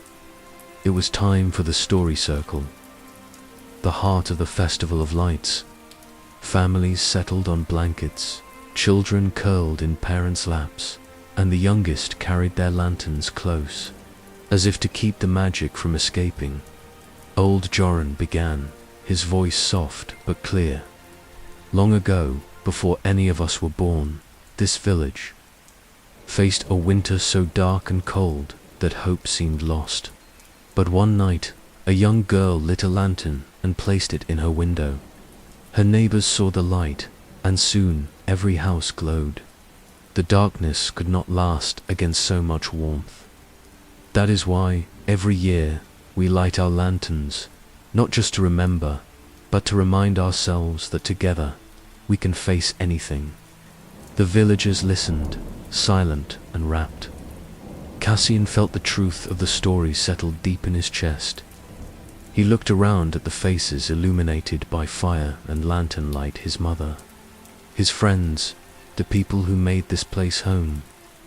He realized that every lantern was a promise, that no one would face the darkness alone. After the stories, the festival continued with games and gentle competitions. Children raced with lanterns, careful not to let the flames go out. There were sack races and a contest to see who could keep a lantern balanced on their head the longest, all in good fun and laughter. Older villagers played petanque beneath the lantern-lit trees, their laughter ringing out each time a ball landed near the target. Artisans displayed their crafts, carved wooden animals, painted pottery, and embroidered cloth, each piece telling a story of the village's history and hope for the future. Cassian admired a delicate lantern shaped like a starship, its paper hull painted with scenes of far-off worlds.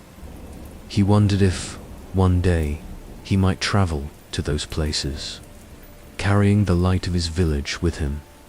At a table near the fire, Marva and other mothers served bowls of a special festival porridge, thick with grains and sweetened with honey and berries. Cassian remembered how, as a child, he'd been told the porridge was a wish for abundance and good fortune in the year to come.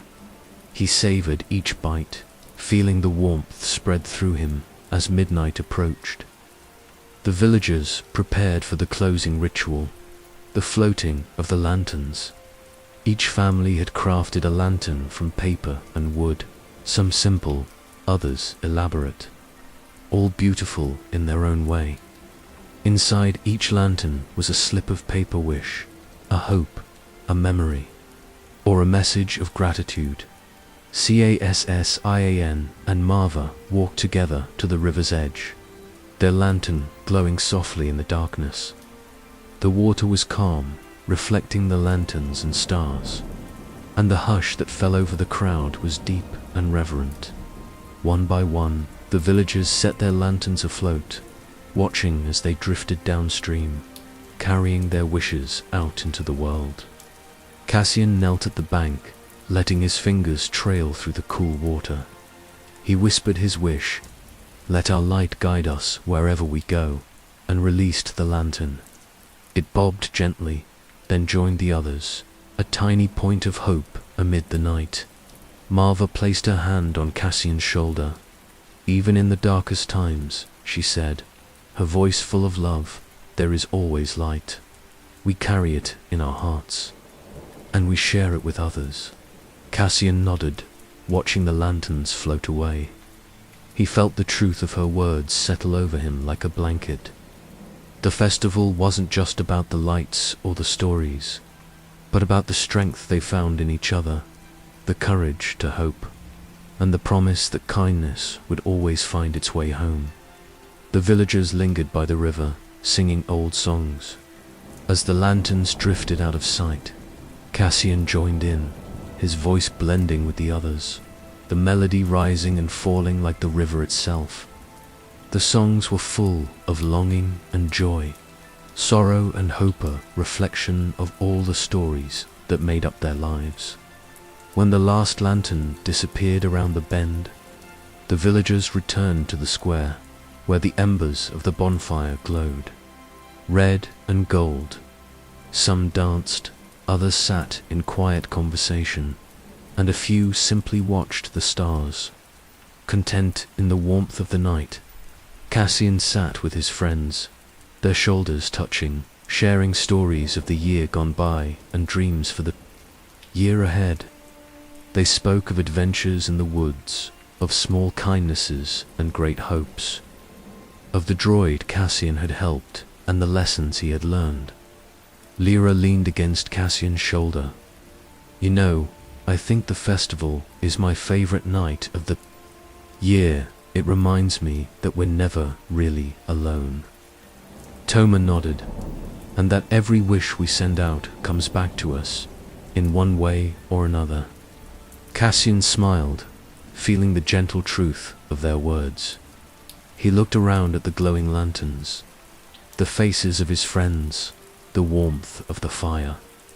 He realized that the festival was more than a celebration.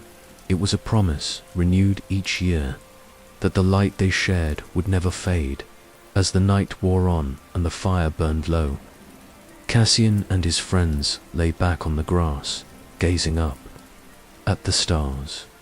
The sky was clear, the constellations sharp and bright.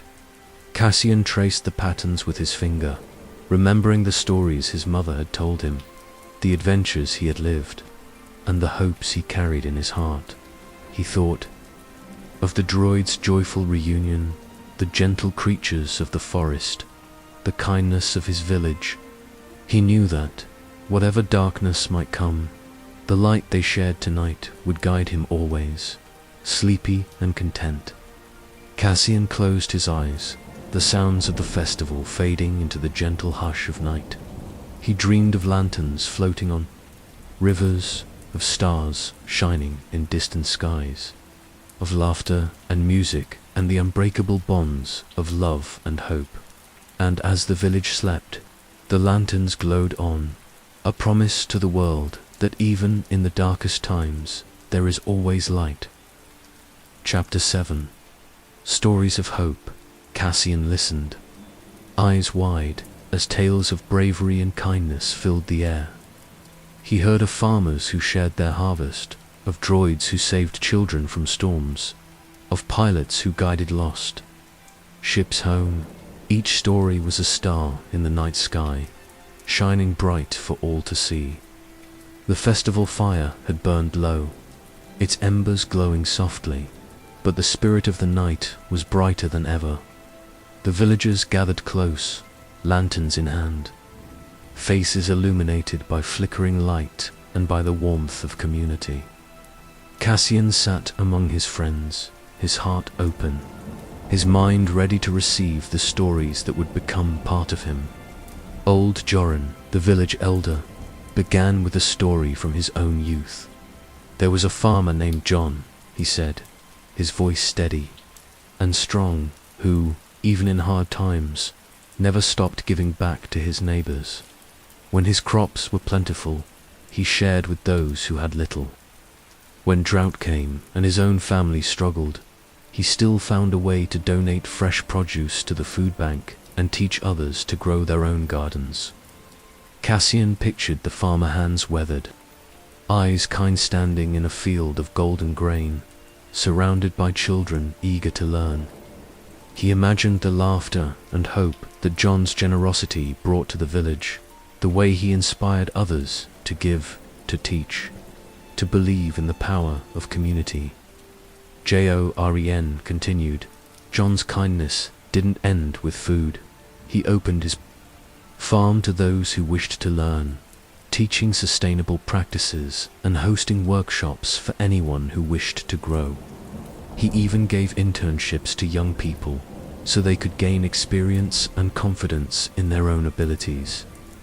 Cassian thought of his own mother, of the way she shared stories and wisdom, the way she always had a place at the table for a neighbor in need. He realized that hope was not just a feeling, but an action, a choice to give, to help, to light the way for others. Next, Marva told a story of a different kind of hero.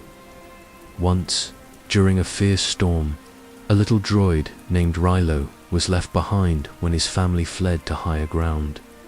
The river rose, the wind howled, and the night was full of danger. But Rilo did not give in to fear. He remembered the lessons he'd learned, how to use his small frame to slip through tight spaces, how to signal for help, how to care for others even when he was afraid. Cassian listened, breath held, as Marva described how Rilo found a group of lost children huddled in a barn. With courage and cleverness, he led them to safety, using his lights to guide their way and his beeps to call for help. By dawn, the storm had passed, and the children were safe. Thanks to the little droid's bravery, the children in the circle cheered, and Cassian smiled, remembering his own adventure with the lost droid in the forest. He understood now that even the smallest among them could be a beacon of hope. Toma, always eager for a tale of adventure, shared a story he'd heard from a traveler. There was a pilot, Captain Roach, who guided ships through the most dangerous waters. When storms raged and compasses spun wild, Roach used the lights on shore and the stars above to find his way. Cassian imagined the pilot, steady at the helm, eyes fixed on the horizon. He saw the ship tossed by waves, the crew frightened, but Roach remained calm, his voice a steady anchor. He learned to navigate not just by the lights ahead, but by those behind him, remembering where he came from, the lessons passed down from those who'd gone before. Cassian thought of his own journey, the way he'd followed the stars and the droid's gentle light through the forest. He realized that hope was not just about looking forward, but about remembering the kindness and wisdom that had brought him to where he was. Lyra, her voice soft and clear, told a tale of a farmer named Eunice. She started with nothing but a few seeds and a dream. Year after year, she worked her land, learning from each harvest, never giving up. When her crops finally flourished, she shared her bounty with neighbors and taught others what she had learned. Her family grew strong, and her village prospered because she believed in the dignity of her work and the hope of a better future. Saw Eunice in his mind, her hands planting seeds, her smile as she watched the fields turn green, her pride as she held her first harvest. He felt the strength of her hope, the way it spread from one person to another, growing with every act of kindness. As the night wore on, more stories were shared. Some were simple: a neighbor who mended a broken fence, a child who helped an injured bird, a baker who gave bread to the hungry. Others were grander: Droid who crossed a desert to deliver a message, a pilot who braved the unknown to bring a lost ship home, a farmer who taught a village to thrive in harmony with the land. Each story was a star in the night sky, shining bright for all to see. Cassian listened, his heart swelling with gratitude and wonder. He realized that hope was not just a feeling, but a light that could be kindled and shared, passed from one person to another, growing brighter with every act of courage and kindness. Cassian sat transfixed, the glow of the fire painting the faces around him with gold. The stories flowed one after another, each voice adding a new thread to the tapestry of hope that warmed the night. A gentle-voiced baker named Mara spoke next, her hands folded in her lap. There was a winter not long ago when the snows came, early and stayed late. Many families struggled, and some went hungry. But the bakers of our village, myself and others, rose before dawn each day to make extra loaves. We left them on doorsteps, not asking for thanks, only hoping that no child would go to bed hungry. She smiled, her eyes shining. In the spring, we found baskets of wildflowers on our own doorsteps, a silent thank you from those we'd helped. Kindness always finds its way home. Cassian felt a lump in his throat. He remembered the taste of Mara's bread, the comfort it brought on cold mornings. He realized that hope could be as simple as a loaf of bread left at a neighbor's door, a gesture that said, "You are not alone." A young woman named Sira, her hair braided with ribbons, told a story of her sister who had struggled with sadness and fear. "My sister was lost in the darkness of her own mind," Sira said softly. "But our village did not turn away. Friends visited every day, bringing books, music, and laughter. The healer taught us how to listen, how to be patient. My sister found her way back, step by step, because she knew she was loved." Sira's voice trembled. Hope is not always loud. Sometimes it is a quiet presence, a hand to hold in the dark. The circle was silent for a moment, each person remembering someone they had helped or who had helped them. Cassian thought of the lost droid, of the gentle creatures in the forest, of the way his mother's arms felt after a long day. He understood now that hope was a gift given and received, a light that grew brighter each time it was shared. Old Joran, his voice carrying the weight of years, spoke of a time when the river flooded and the village was cut off from the world. "We were afraid," he admitted, "but we worked together. The farmers shared what food they had, the children fetched water, and the elders told stories to keep our spirits strong. When the waters receded, we found that we were stronger, not weaker, for having faced the storm together." Marva added a story of her own. "Once, when I was young, a stranger came to our village. He was hungry and tired, and some were afraid. to trust him. But my mother welcomed him, sharing our meal and our fire. The stranger stayed, and in time became one of our most trusted friends. Sometimes hope is a door opened, a place at the table. Cassian's heart swelled. He realized that every act of welcome, every gesture of trust, was a seed of hope planted in uncertain soil. Some seeds grew quickly, others took time, but all made the world a kinder place. The children, too, had stories to share. Little Myra, her voice high and clear, told of finding a bird with a broken wing. I was scared, she admitted, but Mama helped me make a nest. We fed the bird and kept it warm.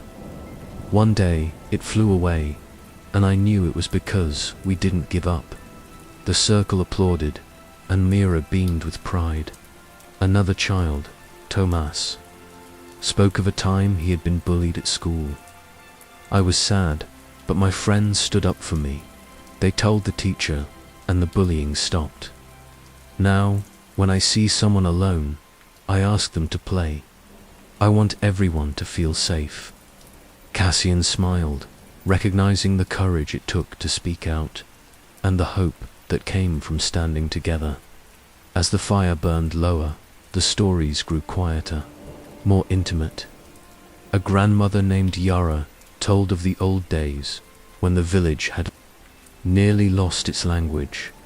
We were afraid our stories would be forgotten, she said, her voice trembling. But we gathered every night, teaching the children the old words, singing the old songs. Now, our language lives on, a thread that ties us to our ancestors and to each other. The villagers hummed in agreement, some wiping tears from their eyes. Cassian felt the power of words, the hope that came from remembering and sharing. A visiting traveler, his cloak dusty from the road, spoke of distant lands where people struggled to find hope. But everywhere I go, he said, I see the same thing. Someone reaching out a hand, sharing a meal, telling a story. Kindness is the same in every language. Hope is the same in every heart. The villagers nodded, their faces lit by the glow of the fire and the lanterns. Inspired by the stories, Cassian found himself thinking of the tales he'd heard beyond the village of young people in distant cities who started movements to help others, of communities that came together to support those in need. He remembered hearing of a girl who, after being bullied for her illness, started an organization to teach self-love and acceptance, and of a group of friends who created safe spaces for those who felt different or alone. These were stories of hope, to prove that kindness could ripple outward, changing not just one life, but many. He thought of the farmers who, like John, donated their harvests to food banks and taught others to grow their own food, even when times were hard. He remembered hearing about droids used in faraway lands to deliver books to children, to bring internet to rural schools, to rescue people in storms. He realized that hope was not limited by distance or difference. It was a universal language, spoken in every act of courage, every gesture of care. The elders encouraged everyone to share, and the circle grew wider. Some told stories of loss and grief, of dark times when hope seemed far away, but always the stories ended with a spark, a friend who stayed, a stranger who helped, a community that refused to give up. A pilot who had once guided a lost ship home spoke quietly of the fear he'd felt in the storm. I was alone in the dark, the instruments spinning, the wind howling. But then I saw a lighter beacon from the ground, a signal that someone was waiting for me. I followed that light, and it led me home. Sometimes hope is just knowing that someone is out there, shining a light for you to find. Cassian pictured the pilot in the cockpit, hands steady on the controls, eyes searching the darkness for a sign. He realized that hope was not always loud or easy to find, but it was always there, waiting to be seen. As the last stories faded into the night, the villagers sat in silence, each lost in their own thoughts. The fire had burned down to embers, the lanterns glowed softly, and the stars shone bright overhead. Cassian felt a deep sense of peace. He understood now that every story, every act of kindness and courage was a star in the night sky, a point of light that could guide others through the darkness. He realized that hope was not just something you felt, but something you did, something you shared, something you became. He looked around at the faces of his friends and neighbors, at the children curled in their parents' arms, at the elders who had kept the stories alive. He knew that, whatever challenges lay ahead, they would face them together, their hearts full of hope, their hands ready to help. As the villagers drifted off to their homes, Cassian lingered by the dying fire, watching the embers glow. He thought of all the stories he had heard, all the lights that had shone in the darkness. He promised himself that he would remember these stories, that he would carry them with him wherever he went. He knew that, one day, he would have his own stories, to share stories of kindness, of bravery, of hope. And when that day came, he would tell them with pride, knowing that he was part of a long, unbroken chain of light. He looked up at the sky, at the stars shining bright, and whispered a quiet thank you to the storytellers, to the heroes, to the friends who had shown him the way. And as he walked home through the lantern-lit streets, Cassian felt the hope of the village burning in his heart, a light that would never fade. Chapter 8. A Promise. As the festival ended, Cassian made a quiet promise to himself. "I will always help those in need," he whispered. "No matter how far I travel, I will carry the light of home with me." The last lanterns drifted downstream, their golden glow fading into the velvet darkness. The bonfire had burned to embers, and the songs of the festival lingered in the air like the scent of sweet bread and pine. Cassian stood at the edge of the village square, the warmth of the night still wrapped around him, even as a gentle breeze hinted at the coming dawn. He watched as families gathered their sleepy children, neighbors exchanged hugs and laughter, and elders walked arm in arm beneath the lantern-lit trees.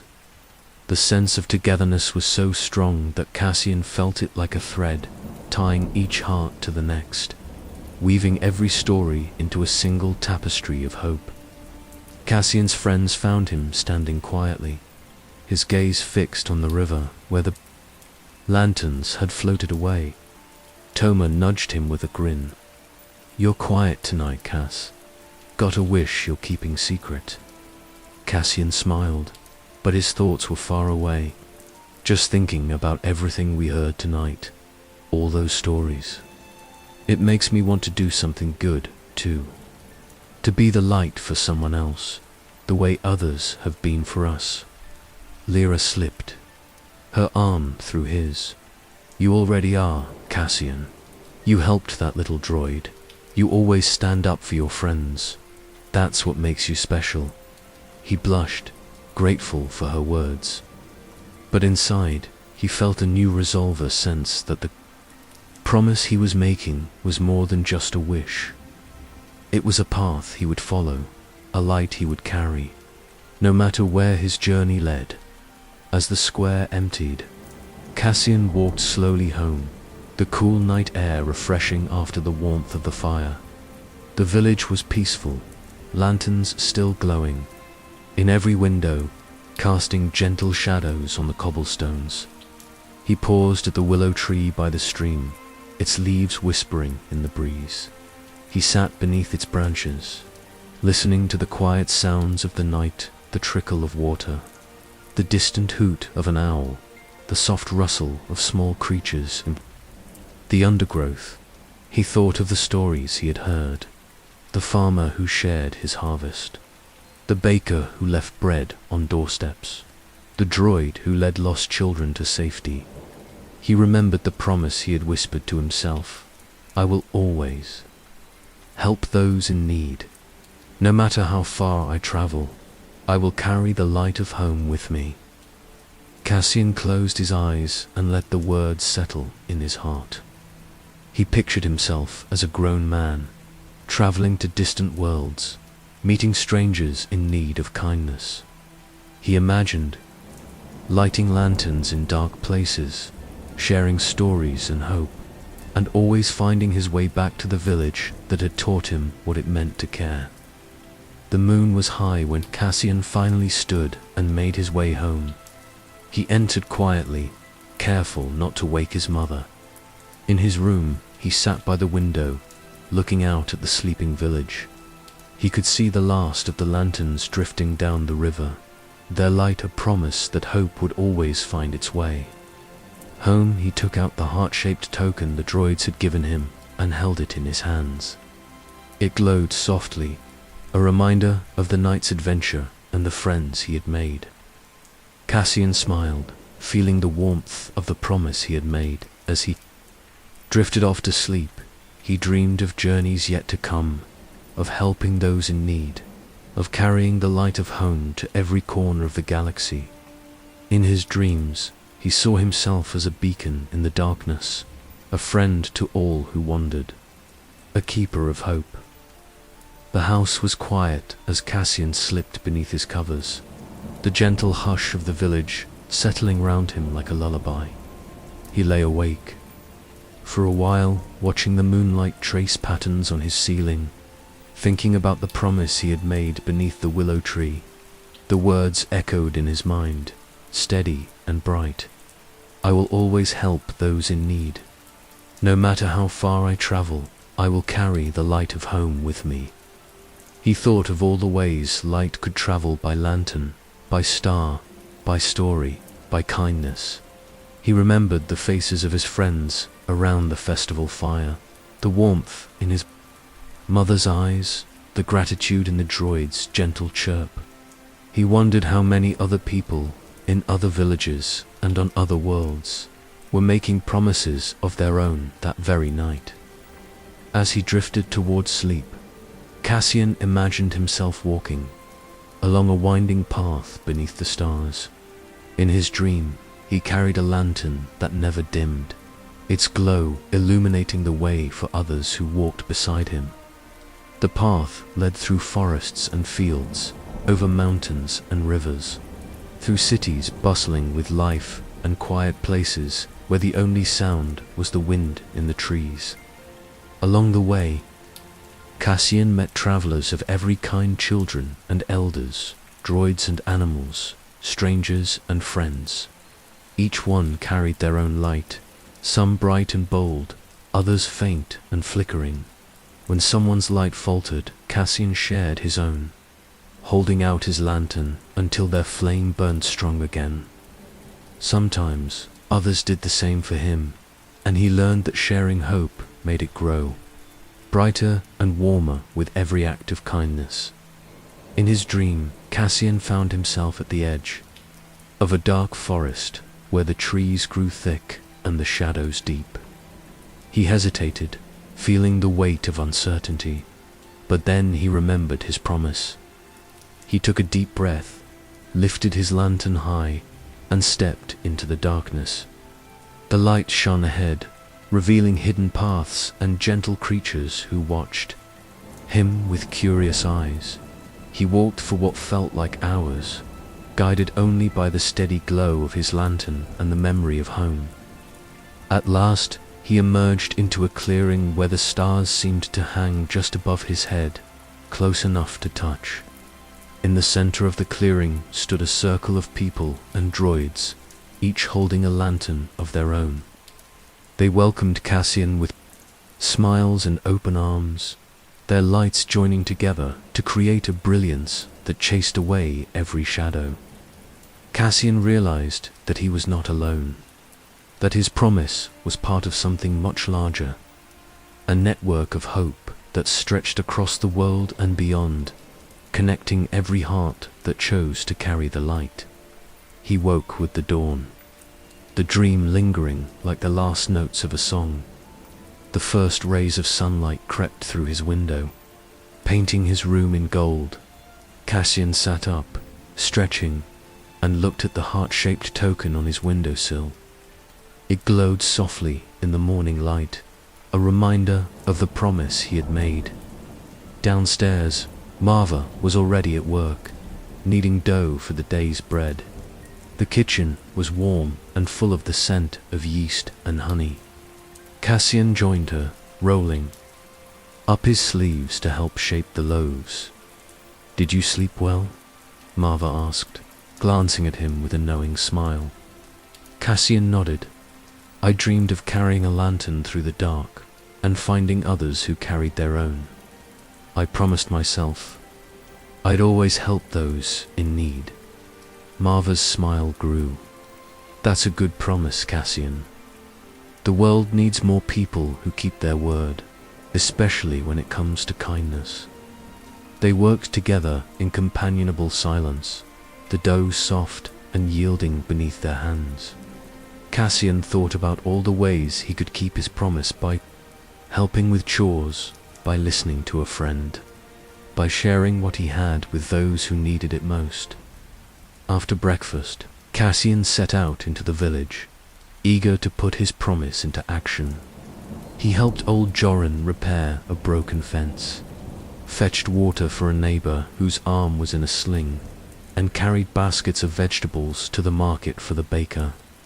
Each task was small, but Cassian felt the light inside him grow with every act of service. At the market, he saw Mira struggling to reach a jar of honey on a high shelf.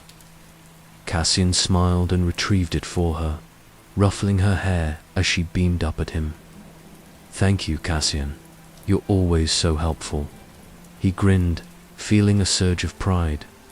"That's my promise," he said, though only he knew the full weight of the words. As the day wore on, Cassian noticed how the villagers' kindness rippled outward. The baker gave an extra loaf to a hungry traveler. The healer tended to a stray animal's injured paw. A group of children invited a shy newcomer to join their game. Everywhere he looked, Cassian saw the light of home shining in small, everyday ways. Later, as the sun dipped low and the sky turned pink and lavender, Cassian walked to the edge of the village. He sat beneath the willow tree, watching the river flow and the lanterns from the festival bobbing gently in the current. He thought about all the promises made and kept, all the stories shared and remembered. He took out the heart-shaped token and held it up to the fading light. "I will always help those in need," he whispered again. "No matter how far I travel, I will carry the light of home with me." The token glowed a little brighter, as if in answer. That night, as Cassian prepared for bed, Marva came to sit. With him, she brushed the hair from his forehead and tucked the blankets around his shoulders. "I'm proud of you, Cassian," she said softly. "You have a good heart. Never forget that the smallest kindness can change the world." Cass nodded, feeling sleep tug at his eyelids. "I won't forget, Mama, I promise." She kissed his forehead and turned down the lamp. As the room faded into darkness, Cassian felt the warmth of his promise burning inside him, steady and sure. He dreamed again of journeys of distant stars and far-off lands, of friends found and helped, of lanterns shining in the night. In every dream, he carried the light of home, and everywhere he went, he found others who did the same. The days and nights passed, and Cassian's promise became a part of everything he did. He helped with harvests and festivals, comforted friends in sorrow, and welcomed strangers with open arms. He learned that sometimes helping meant listening, quietly, and other times it meant standing up for what was right. He discovered that the light of home was not a thing you could hold in your hands, but a feeling you carried in your heart a memory of love, a hope for the future, a promise to always do your best. As he grew older, Cassian traveled beyond the village, exploring new places and meeting new people. Everywhere he went, he kept his promise, sharing the light of home with everyone he met. And in return, he found that the world was full of others who carried their own light, each one shining in their own way. He remembered the stories from the Festival of Lights, the farmer who shared his harvest, the baker who left bread on doorsteps, the droid who led lost children to safety. He realized that he was now part of those stories, that his promise had become a thread in the tapestry of hope that stretched across the world. One night, many years later, Cassian returned to his village for the Festival of Lights. The lanterns glowed along the streets just as they always had, and the bonfire burned bright in the square. Cassian stood among his friends and family, his heart full of gratitude and love.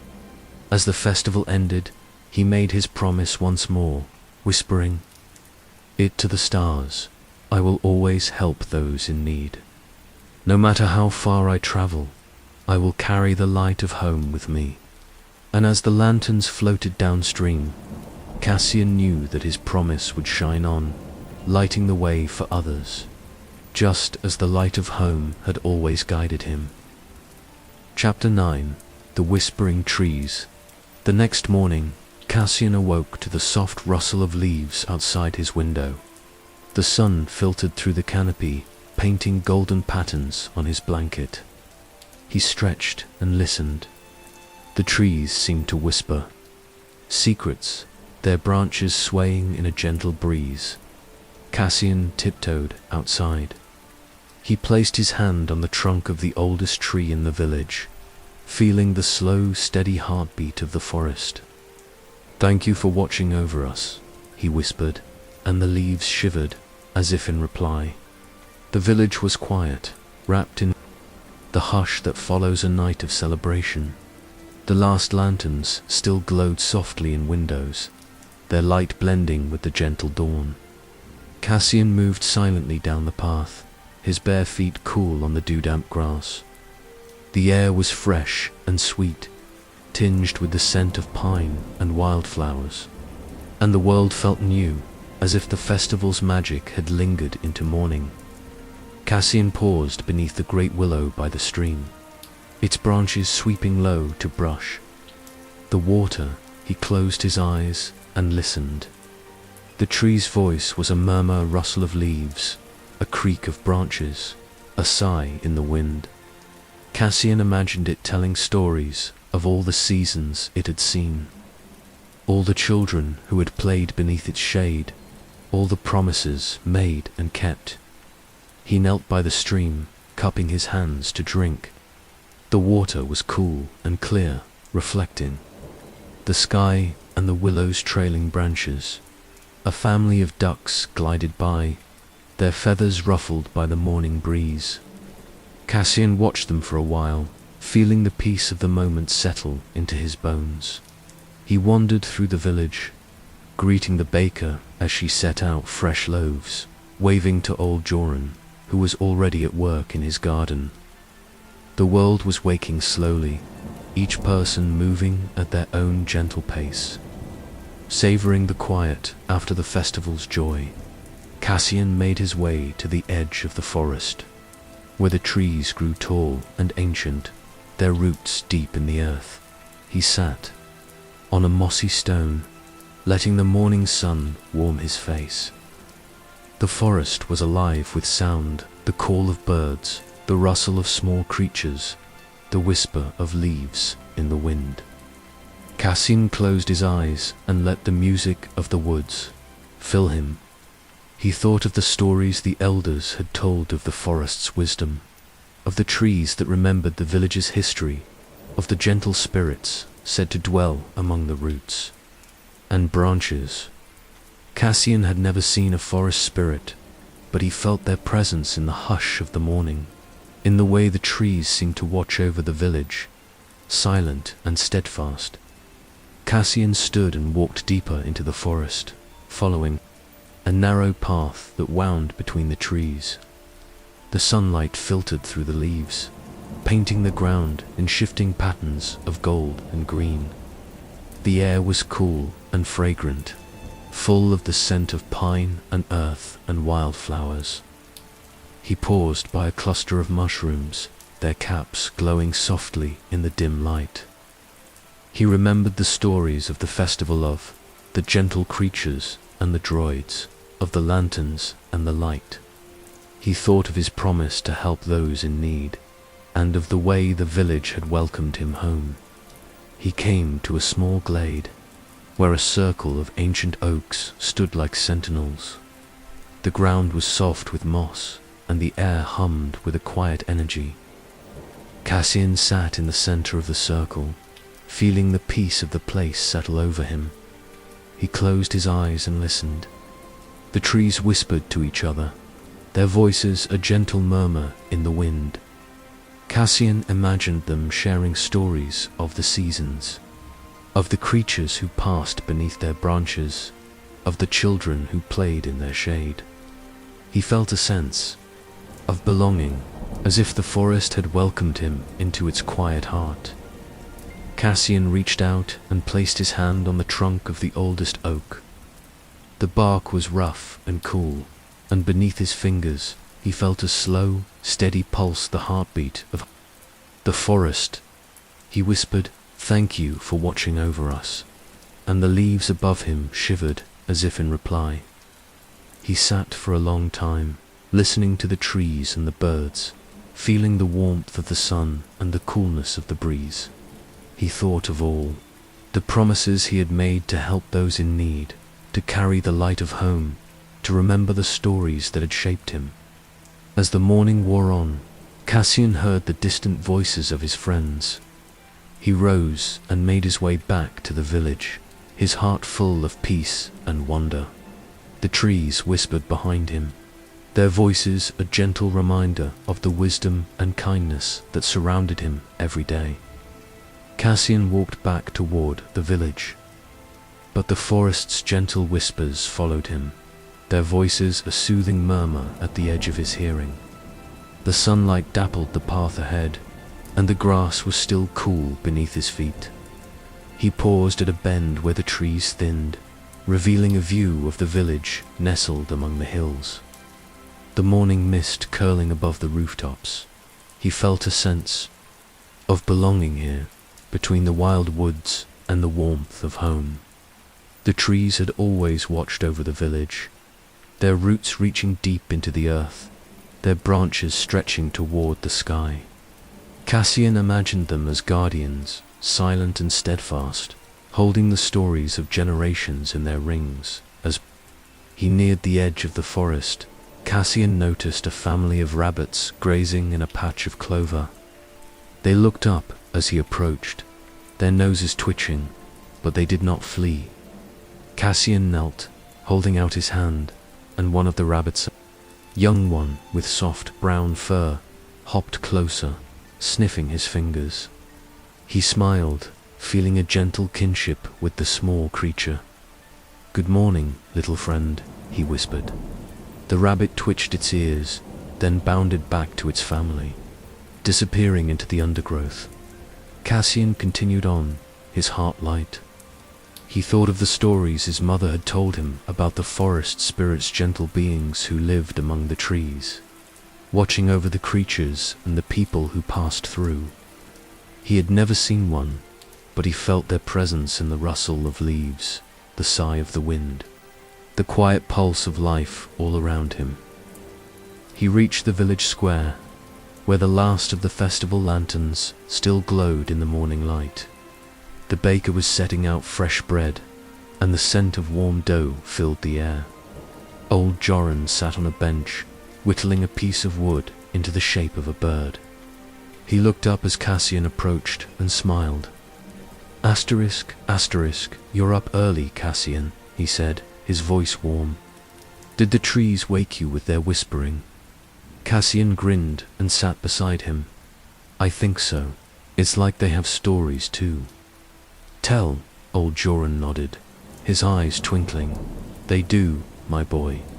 The trees remember everything, the seasons, the storms, the laughter of children. They've watched over this village since before any of us were born. Cassian looked toward the forest where the trees stood tall and green against the sky. What do you think they're saying? Old Joran chuckled. Oh, all sorts of things. They talk about the weather, the animals, the people they've seen. Sometimes, if you listen very carefully, they'll tell you a secret or two. Cassian closed his eyes and listened. The wind rustled the leaves, and for a moment he thought he heard a gentle voice, speaking in a language older than words. He opened his eyes and smiled. I think they're happy today, old Joran patted his shoulder. That's because the festival brought everyone together. The trees like it when the village is full of light and laughter. Cassian spent the morning helping in the village, carrying water, mending a fence, and playing games with the younger children. But his thoughts kept returning to the forest, to the whispering trees and the secrets they held. When the sun was high and the day grew warm, he slipped away again. Drawn by the quiet magic of the woods, he followed a different path this time, one that led deeper into the heart of the forest. The trees grew taller and closer together, their trunks thick with moss and lichen. The air was cool and still, and the only sounds were the birdsong and the occasional scurry of a small animal in the underbrush. Cassian walked slowly, savoring the peace. He paused by a cluster of wildflowers, their petals bright against the green. A butterfly landed on one, its wings shimmering in the sunlight. Cassian watched, enchanted, as it flitted from flower to flower, a tiny dancer in the forests. Quiet symphony. He came to a small stream, its waters clear and cool. He knelt to drink, cupping the water in his hands. As he looked into the stream, he saw his reflection, a boy with curious eyes and a heart full of wonder. Behind him, the trees swayed gently, their leaves whispering secrets to the wind. Sat by the stream for a while, listening to the water and the birds, feeling the forest's gentle rhythm. He thought of the stories he had heard, of the promises he had made, of the light he carried within him. He knew that, no matter where his journey led, he would always find his way back to this place, to the whispering trees and the village that had shaped him.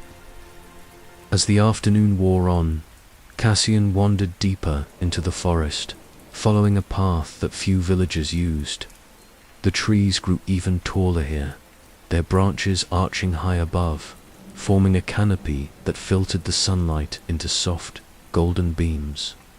The ground was carpeted with moss and fallen leaves, and the air was rich with the scent of earth and growing things. Cassian felt a sense of awe, as if he had stepped into a sacred place. He moved quietly, not wanting to disturb the peace.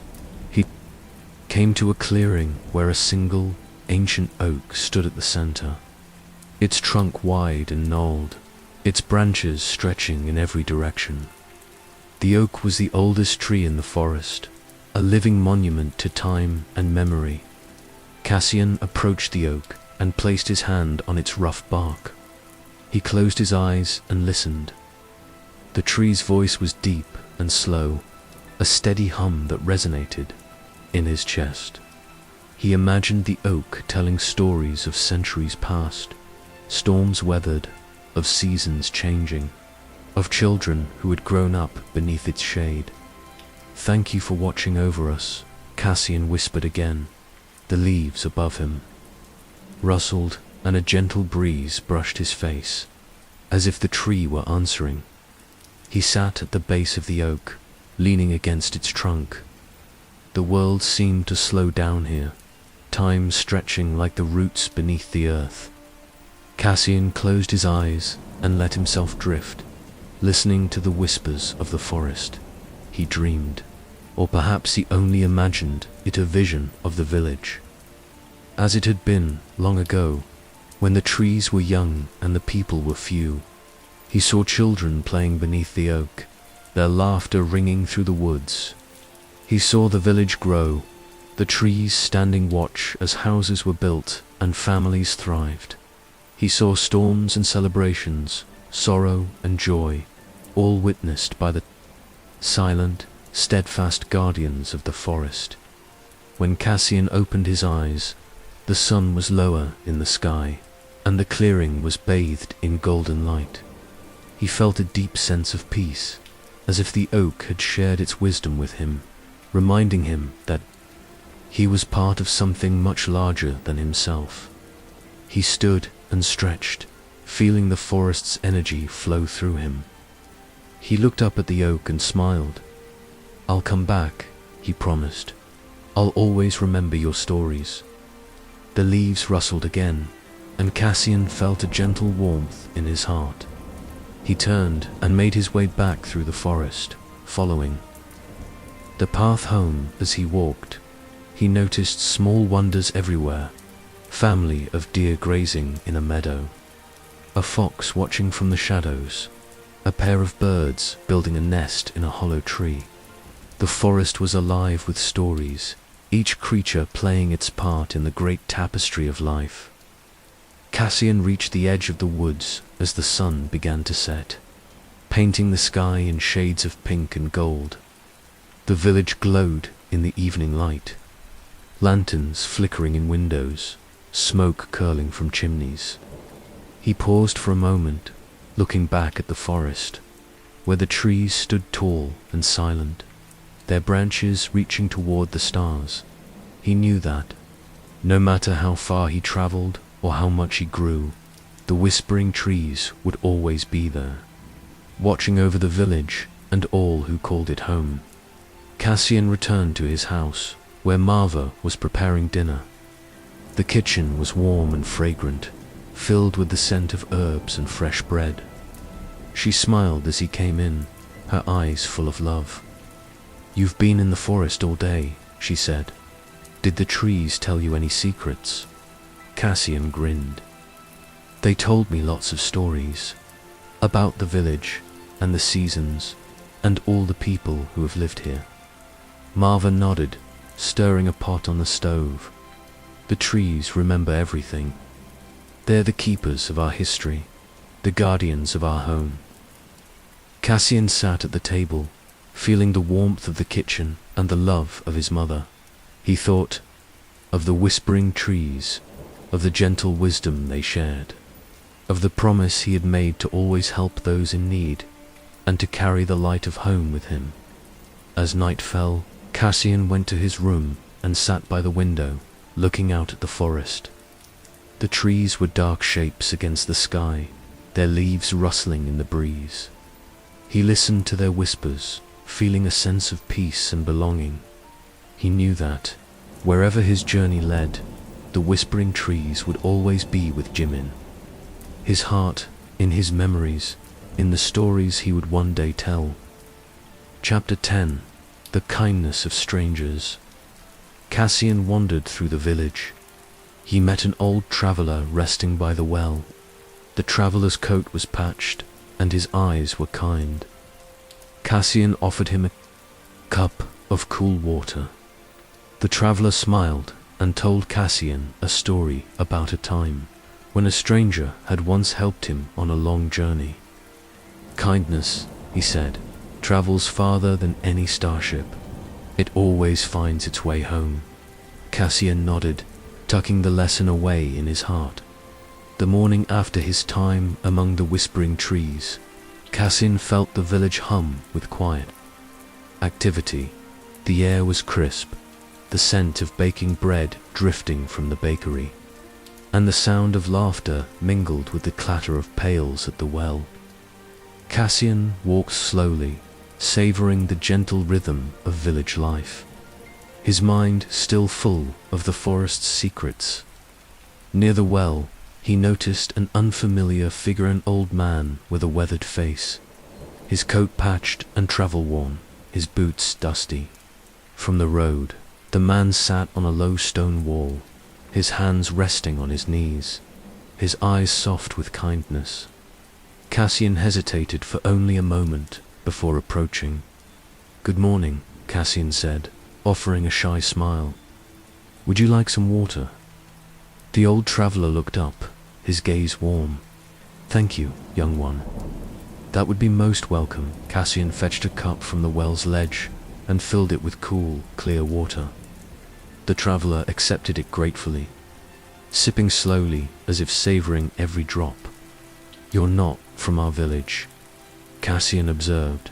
The traveler chuckled. "No, I am not. I have traveled many roads, seen many places, but I always find kindness where I least expect it." Cassian sat beside him, curious. "Where are you going?" The traveler's eyes grew distant. "I am on my way home, after many years away. But sometimes the journey is more important than the destination." He turned to Cassian, his voice gentle. "Would you like to hear a story?" Cassian nodded eagerly. The traveler began his tale. "Many years ago, when I was young and foolish, I set out on a journey across the great desert. The sun was hot, the sand endless, and my water ran low. I thought I would never reach the other side. One night, as I lay beneath the stars, a stranger appeared out of the darkness. He was a traveler like me, his cloak dusty, his face lined with hardship. He offered me water from his own flask, though he had little to spare. He shared his food, too, and we sat together, talking of distant lands and the people we had met. In the morning, the stranger was gone, leaving only a small bundle of dried fruit and a note that read, 'Kindness travels farther than any starship. It always finds its way home.' I carried those words with me, and ever since I have tried to repay his kindness wherever I go." Cassian listened, his heart swelling with wonder. "Did you ever see him again?" The traveler shook his head. "No, but I have met many others like him, strangers who help strangers, travelers who share what little they have. Kindness is a gift that never truly leaves you." Cassian thought of the stories he had heard at the festival of the villagers, who helped each other, of the droids and the gentle creatures of the forest. He realized that kindness was not just something you gave, it was something you carried, a light that shone in every heart. As they talked, other villagers began to gather, drawn by the traveler's presence. The baker brought fresh bread, the healer offered a salve for his tired feet, and the children brought wildflowers they had picked in the meadow. The traveler thanked each one, his eyes bright with gratitude. Cassian watched as the village came together, welcoming the stranger, as if he were an old friend. He saw how simple acts, a cup of water, a loaf of bread, a kind word, could make someone feel at home, no matter how far they had traveled. The traveler smiled at Cassian. "You see, kindness is a language everyone understands. It is the thread that connects us all, no matter where we come from." Cassian nodded, his heart full. He thought of the promise he had made to himself to always help those in need, to carry the light of home wherever he went. He realized that kindness was not just a lesson, but a way of life. As the villagers gathered around the well, the old traveler's eyes twinkled with delight. He sat a little straighter, as if the warmth of the village had given him new energy. The baker, a plump woman with flour dusting her sleeves, pressed a loaf of bread into his hands. "You must be hungry after your long journey," she said. The traveler bowed his head. "Thank you, good baker. Your kindness reminds me of the old saying, 'A stranger is just a friend you haven't met yet.'" The children giggled and crowded closer, eager to hear more stories. Cassian sat cross-legged in the grass, his chin propped on his hands, ready to listen. You've traveled so far, Lyra said, her eyes wide. Have you seen cities made of glass, or mountains that touch the sky? The traveler chuckled. I have seen many wonders, little one. Cities with towers that sparkle in the sun, forests where the trees whisper secrets, and oceans so vast you cannot see the other side. But the greatest wonder is always the people I meet, their kindness, their courage, their hope. He took a bite of bread, savoring it as if it were the finest feast. Would you like to hear another story? The children nodded eagerly, and even the adults leaned in, curious. The traveler's voice was gentle, a soothing murmur that wove magic into the air. Once, in a land far to the east, there was a village, much like yours, nestled between green hills and a sparkling river. The people there lived simply, but they were rich in kindness. One winter, a terrible storm came, and the river flooded its banks. The villagers lost their homes and their crops, and many were left hungry and cold. Asterisk, asterisk, a traveler came to the village, just as I have come to yours. He had little to give only, a small bag of rice and a few coins. But he shared what he had, helping to feed the children and mend the broken roofs. The villagers were so moved by his kindness that they, in turn, helped each other, sharing what little they had left. Slowly, the village began to heal. The children played again, the fields grew green, and the people remembered the lesson. The traveler had taught them that even in the darkest times, kindness can light the way. Cassian listened, his heart swelling with pride. He thought of his own village, of the way everyone came together during hard times, of the promise he had made to always help those in need. What happened to the traveler? Asked Myra, her voice soft. The traveler smiled.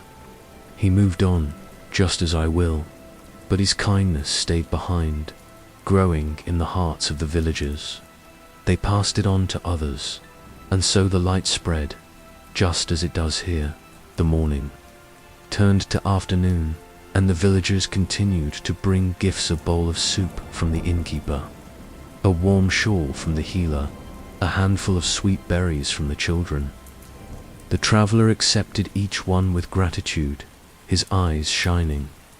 Cassian watched as the village came alive with kindness.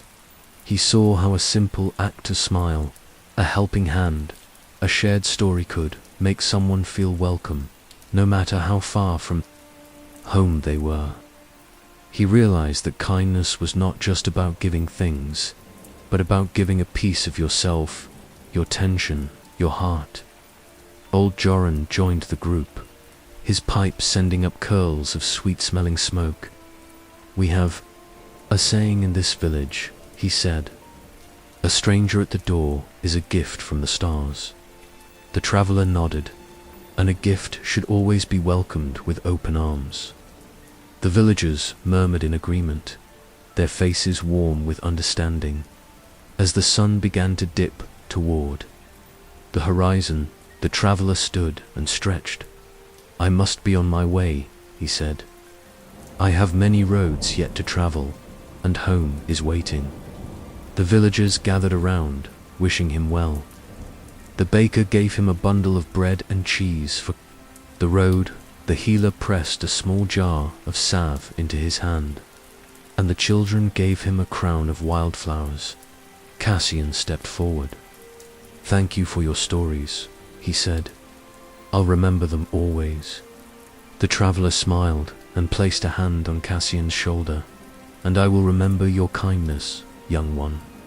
May your heart always be open, and may you never forget that the greatest journeys are those we take together.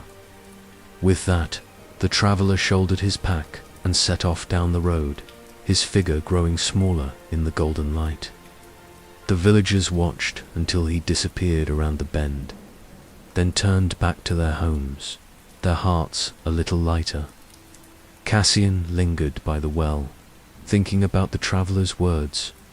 He remembered the stories he had heard, the farmer who shared his harvest, the droid who saved children from storms, the pilot who guided lost ships home. He realized that kindness was a thread that connected them all, a light that could never be extinguished.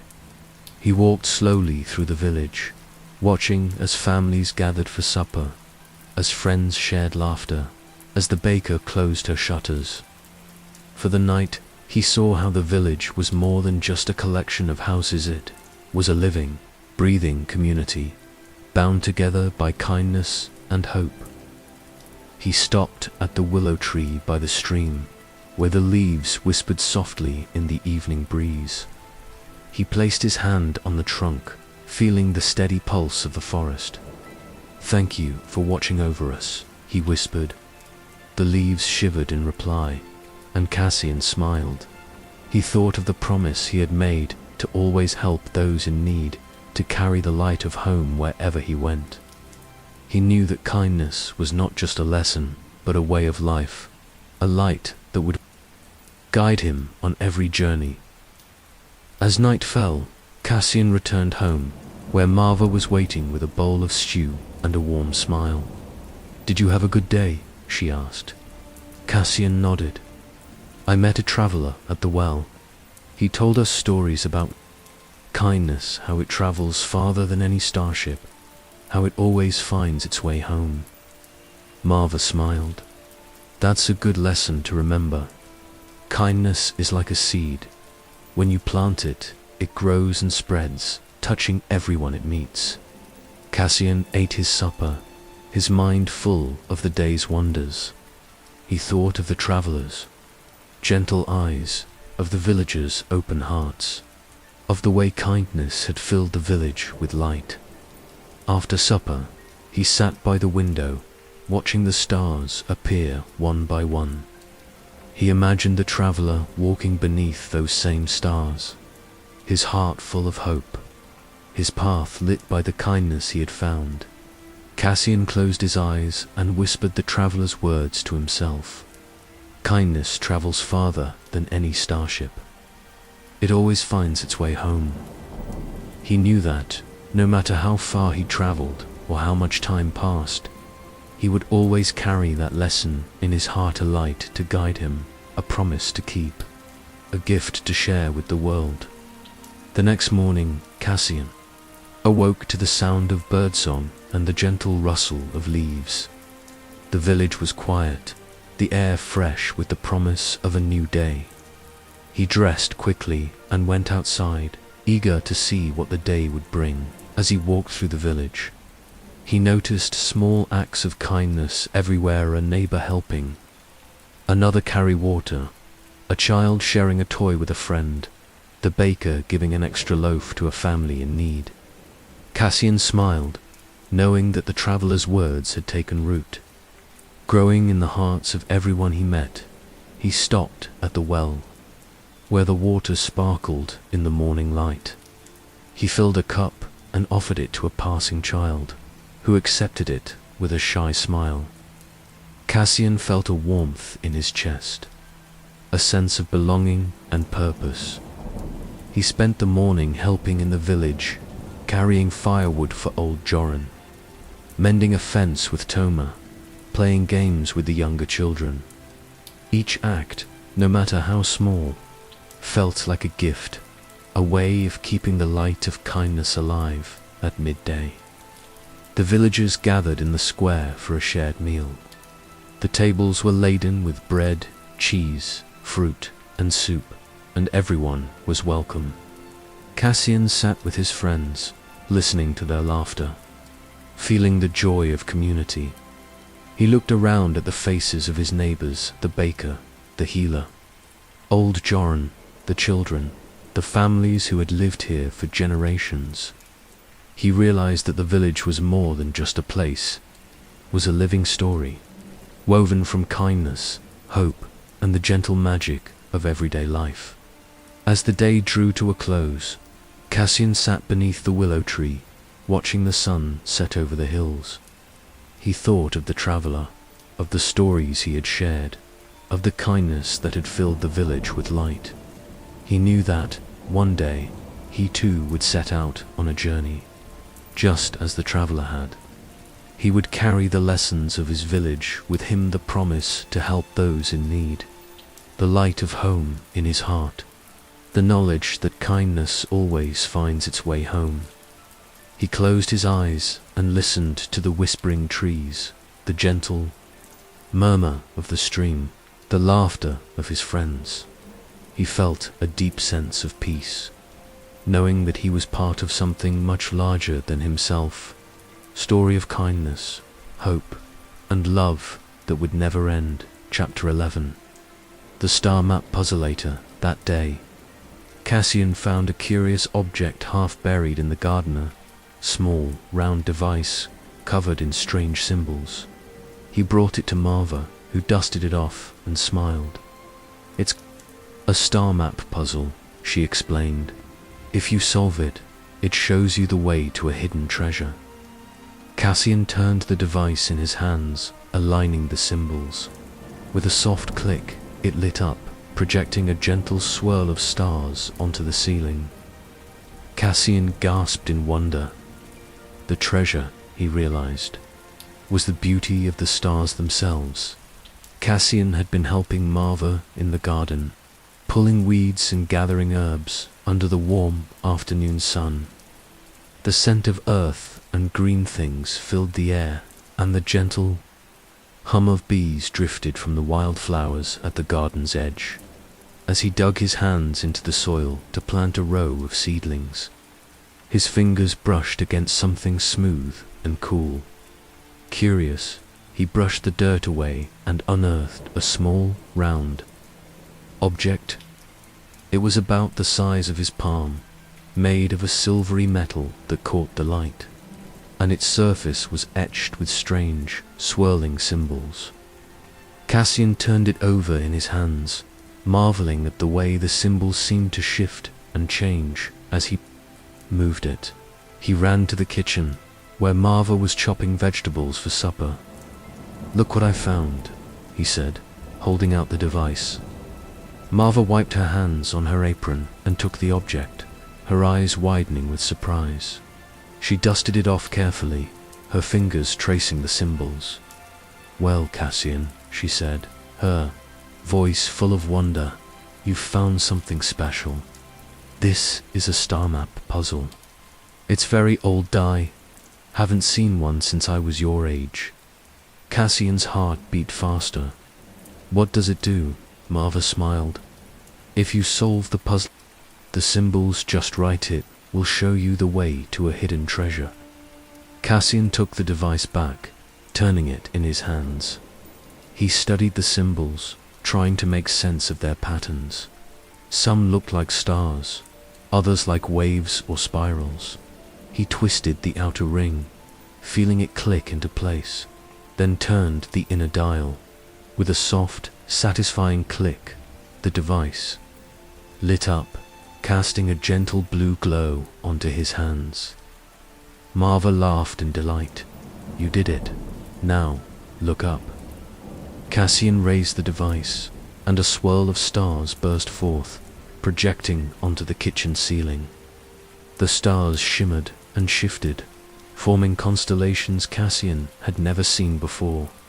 He gasped in wonder, his eyes wide with amazement.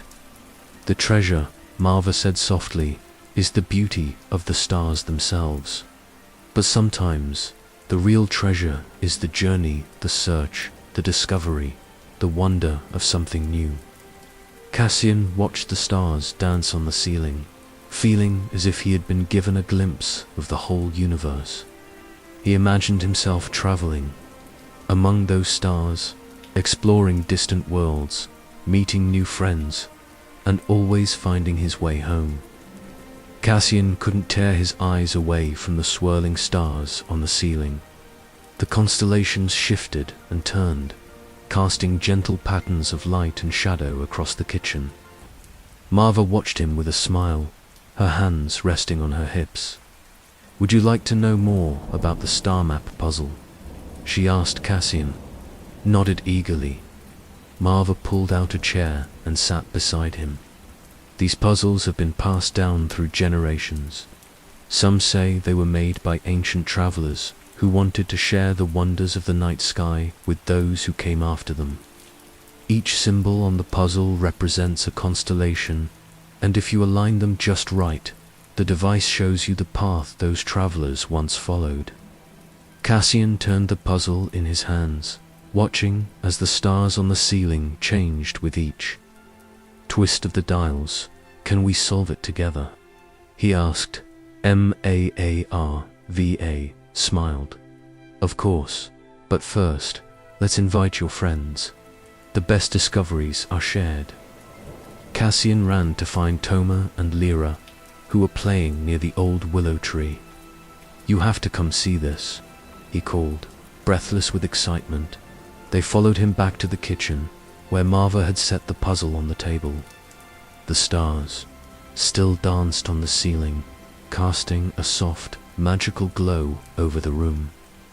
"Whoa," Toma breathed, his eyes wide. "Where did you find that?" "In the garden," Cassian said, grinning. "It's a star map puzzle. If we solve it, it shows us the way to a hidden treasure." Lyra reached out and gently touched the device. "What do the symbols mean?" Marva pulled out an old book from the shelf, its pages yellowed with age. "This is a book of constellations," she explained. "Each symbol on the puzzle matches a constellation in the sky. If we can match them up, we'll unlock the full map." The children gathered around the table, poring over the book and the puzzle. Cassian twisted the dials, trying to align the symbols with the constellations in the book. Each time he got one right, the stars on the ceiling shifted, forming new patterns. "That one looks like a ship," Toma said, pointing to a cluster of stars. "And that one's a bird," Lyra added. Cassian turned the puzzle, aligning the ship and the bird with the symbols on the device. With a soft click, the stars on the ceiling rearranged themselves, forming a path across the sky. "Look," Cassian gasped. "It's a map." The children watched in awe as the stars traced a winding route from one constellation to another, ending at a bright, shimmering point in the center. "That must be the treasure," Lyra whispered. Ma smiled. "The treasure is different for everyone.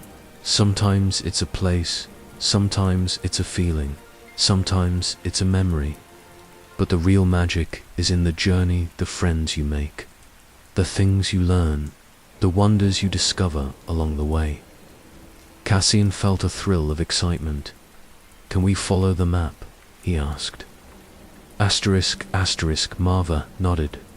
"You can follow it in your imagination, or you can try to find the real constellations in the night sky. Either way, you'll be on a great adventure." The children spent the rest of the afternoon solving the puzzle, twisting the dials and matching the symbols. Each time they unlocked a new part of the map, the stars on the ceiling changed, showing them new wondrous forests of glowing trees, oceans of liquid light, mountains that touched the sky. Cassian imagined himself traveling among those stars, exploring distant worlds, meeting strange and wonderful creatures, and always finding his way home. As the sun began to set, the children took the puzzle outside, eager to see if they could find the real constellations in the sky. They spread a blanket on the grass and lay on their backs, the puzzle resting between them. "Look, there's the ship," Toma said, pointing to a cluster of stars overhead.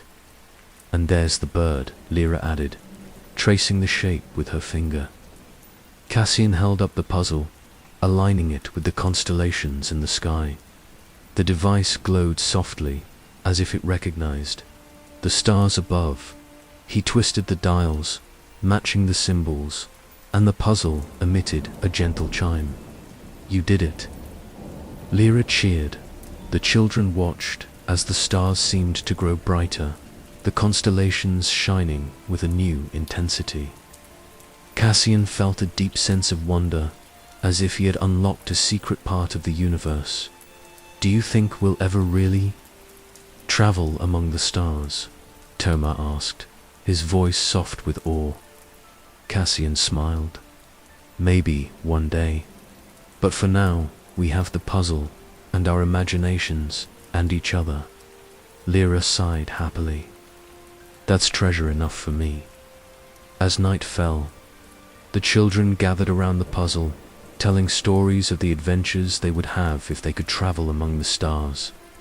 They imagined visiting planets with purple skies, meeting droids who spoke in musical tones, and discovering hidden cities beneath the waves of distant oceans. Oceans.maa.rva joined them, bringing cups of warm cider and a plate of sweet biscuits. "You know," she said, sitting beside them. "The star map puzzle is a reminder that the universe is full of wonders, and that every journey begins with a single step or a single star." Cassian looked up at the sky, the stars twinkling like lanterns. In the night, he realized that the real treasure was not just the beauty of the stars, but the sense of wonder and possibility they inspired. He turned to his friends. "Let's make a promise," he said. "No matter how far we travel, or how many stars we see, we'll always remember our village and the friends we made here." Toma and Lyra nodded solemnly. "We promise," they said together. The next morning, Cassian woke with the memory of the star map puzzle still fresh in his mind. He found the device on his bedside table, its surface cool and smooth. He picked it up and twisted the dials, watching as the stars appeared on his ceiling once more. He thought about the adventures he had imagined with his friends, the wonders they had discovered together, and the promise they had made. He knew that, no matter where his journey led, he would always carry the light of home and the magic of the stars with him. He took the puzzle downstairs, where Marva was already at work in the kitchen. "Can we keep it?" he asked, holding out the device. Marva smiled. "Of course, it belongs to you now. Just remember, the real treasure is not just in the stars, but in the friends you share them with." Cassian nodded, tucking the puzzle into his pocket. He spent the morning showing it to the other children in the village, letting them twist the dials and watch the stars dance on the walls. Each child gasped in wonder, their imaginations soaring as they dreamed of far-off worlds and hidden treasures. Old Joran stopped by, his eyes twinkling as he watched the children play. "That's a fine thing you found, Cassian," he said. "The stars have a way of reminding us that we're part of something much bigger than ourselves." Cassian smiled. "I think the puzzle is a reminder, too, that every journey starts with a little wonder and a lot of friends." As the day wore on, Cassian and his friends took the puzzle to the edge of the forest, where the trees stood tall and silent. They sat beneath the great oak, twisting the dials and watching the stars appear in the dappled sunlight. "What do you think is out there?" Toma asked, pointing to the brightest star on the map. "Maybe there's a planet with oceans of silver," Lyra said dreamily. "Or a city where everyone rides on the backs of giant birds," Cassian added. They laughed, their imaginations running wild. Cassian realized that the puzzle was more than just a toy. It was a key to endless possibilities, a way to dream and explore without ever leaving home. As the sun began to set, the children gathered their things and headed back to the village. The stars were just beginning to appear in the sky, and Cassian held up the puzzle, aligning it with the constellations above with a soft click.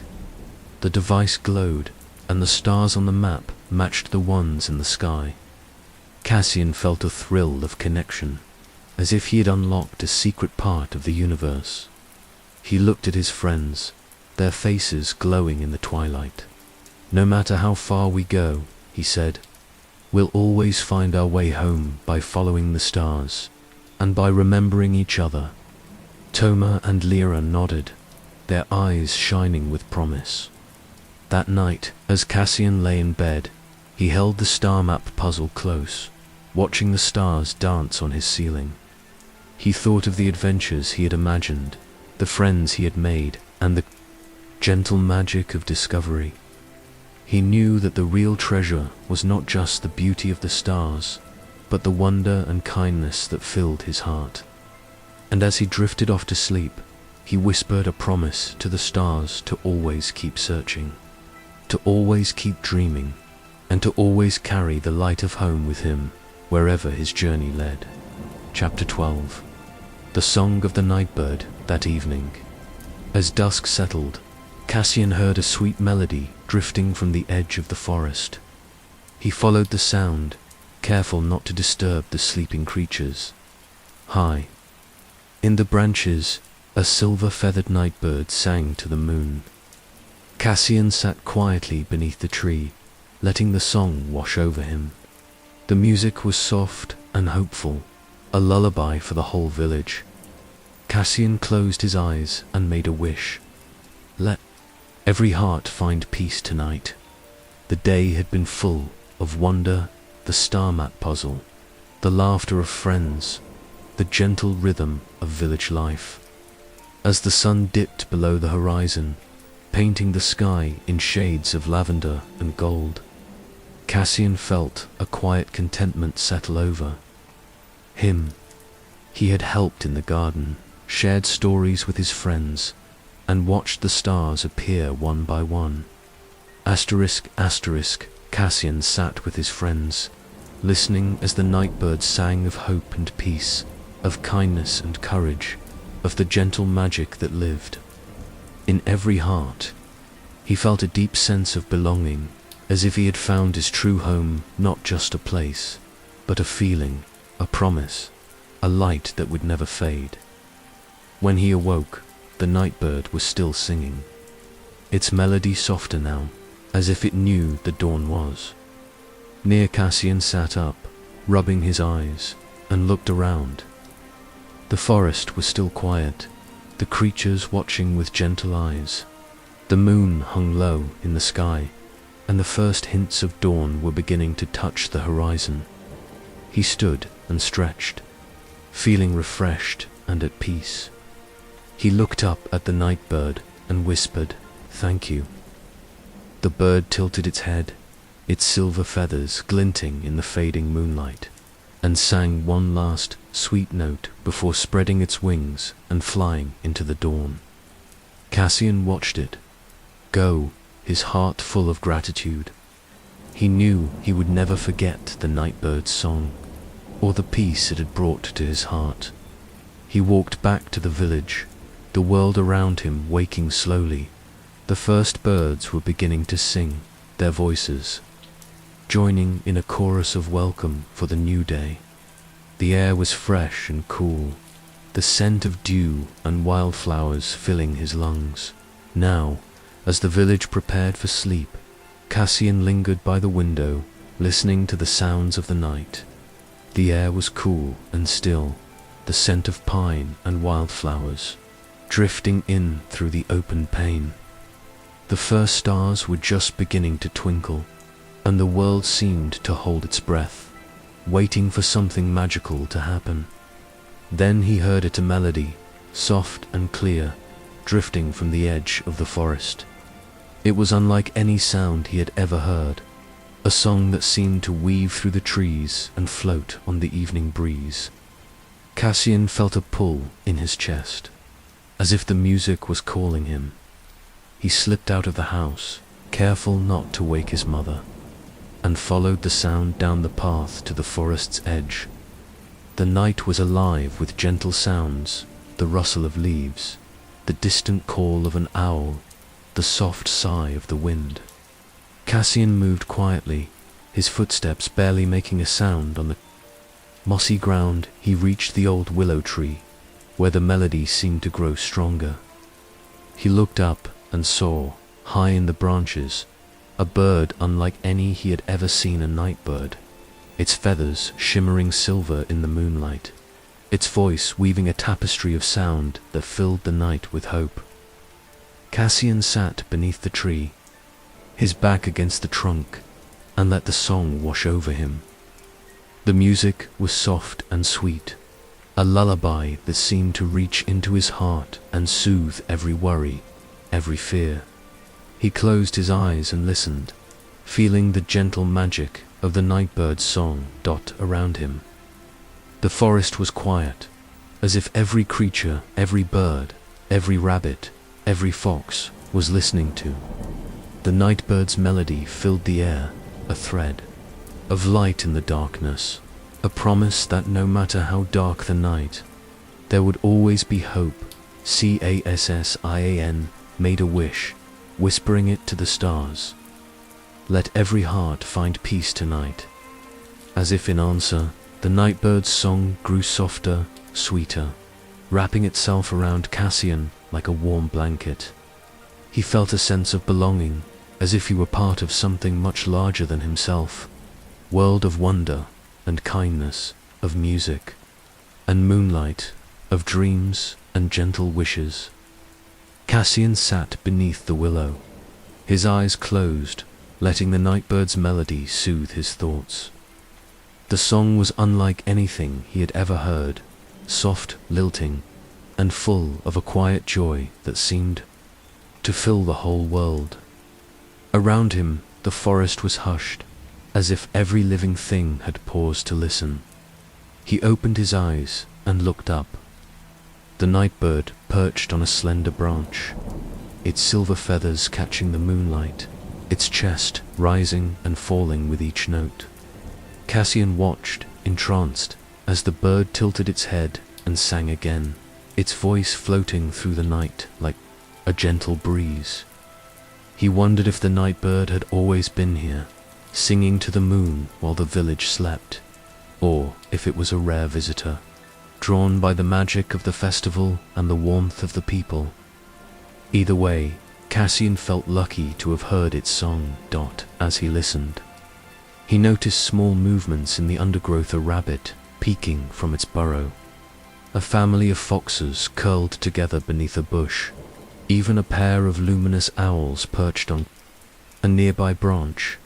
All of them seemed to be listening, their eyes soft with wonder. Cassian smiled, feeling a sense of kinship with the creatures of the forest. He remembered the stories his mother had told him of the gentle spirits that watched over the village, of the magic that lived in every leaf and stone. He wondered if the nightbird was one of those spirits, or simply a messenger of peace and hope. The melody changed, growing softer and more reflective. Cassian thought of the villagers, his mother, his friends, old Joran, the baker, the healer, the children who laughed and played in the square. He imagined them all sleeping, their dreams filled with light and music, their hearts at peace. He made another wish, this time for each person in the village. May your dreams be sweet, and may you wake to a brighter tomorrow. The nightbird seemed to answer, its song rising and falling in a gentle rhythm, as if it understood his words. Cassian stayed beneath the willow for a long time, listening to the nightbird and watching the stars. The moon rose higher, casting silver light over the village and the forest, and the world seemed to glow with a quiet magic. He thought about the day's adventures, the star map puzzle, the stories he had shared with his friends, the kindness of strangers, the whispering trees. He realized that every moment, no matter how small, was part of a larger story, a story of hope, of community, of the gentle magic that bound them all together. The nightbird's song changed again, becoming a lullaby that seemed to wrap around Cassian like a warm blanket. He felt his eyelids grow heavy, his body relaxing into the earth. He knew he should go home, but the music was so beautiful, so comforting, that he couldn't bear to leave. He lay back on the soft grass, his head pillowed by moss, and listened as the nightbirds sang to the moon. The melody wove through his thoughts, filling his dreams with images of distant stars, gentle creatures, and the faces of those he loved in his dream. Cassian walked through a forest bathed in moonlight, the nightbird flying ahead, its silver feathers shining like stars. He followed the bird through glades and over streams, past ancient trees and fields of wildflowers. Along the way, he met friends old and Newtoma and Lyra, the lost droid, the kind traveler, even the gentle creatures of the forest. They walked together, their footsteps light on the mossy ground, until they reached a clearing where the moon hung low in the sky, its light spilling over a circle of stones. In the center of the circle stood the nightbird, its song filling the air. Asterisk, asterisk, as he reached his house, he saw his mother standing at the door, a cup of warm tea in her hands. She smiled as he approached. "You were out late," she said, her voice gentle. Cassian nodded. "I heard a nightbird singing. It was the most beautiful thing I've ever heard." Marva's eyes sparkled. The nightbird is a rare visitor. Some say its song brings peace to everyone who hears it. Cassian smiled. "It did. I made a wish for the whole village that every heart would find peace tonight." Marva hugged him. "That's a good wish, my little star, and I think it came true." They sat together on the porch, sipping tea and watching the sun rise over the hills. The village was waking, the sounds of laughter and conversation drifting through the air. Cassian felt a deep sense of contentment, as if the night song had woven its magic into every heart. Throughout the day, Cassian noticed a change in the village.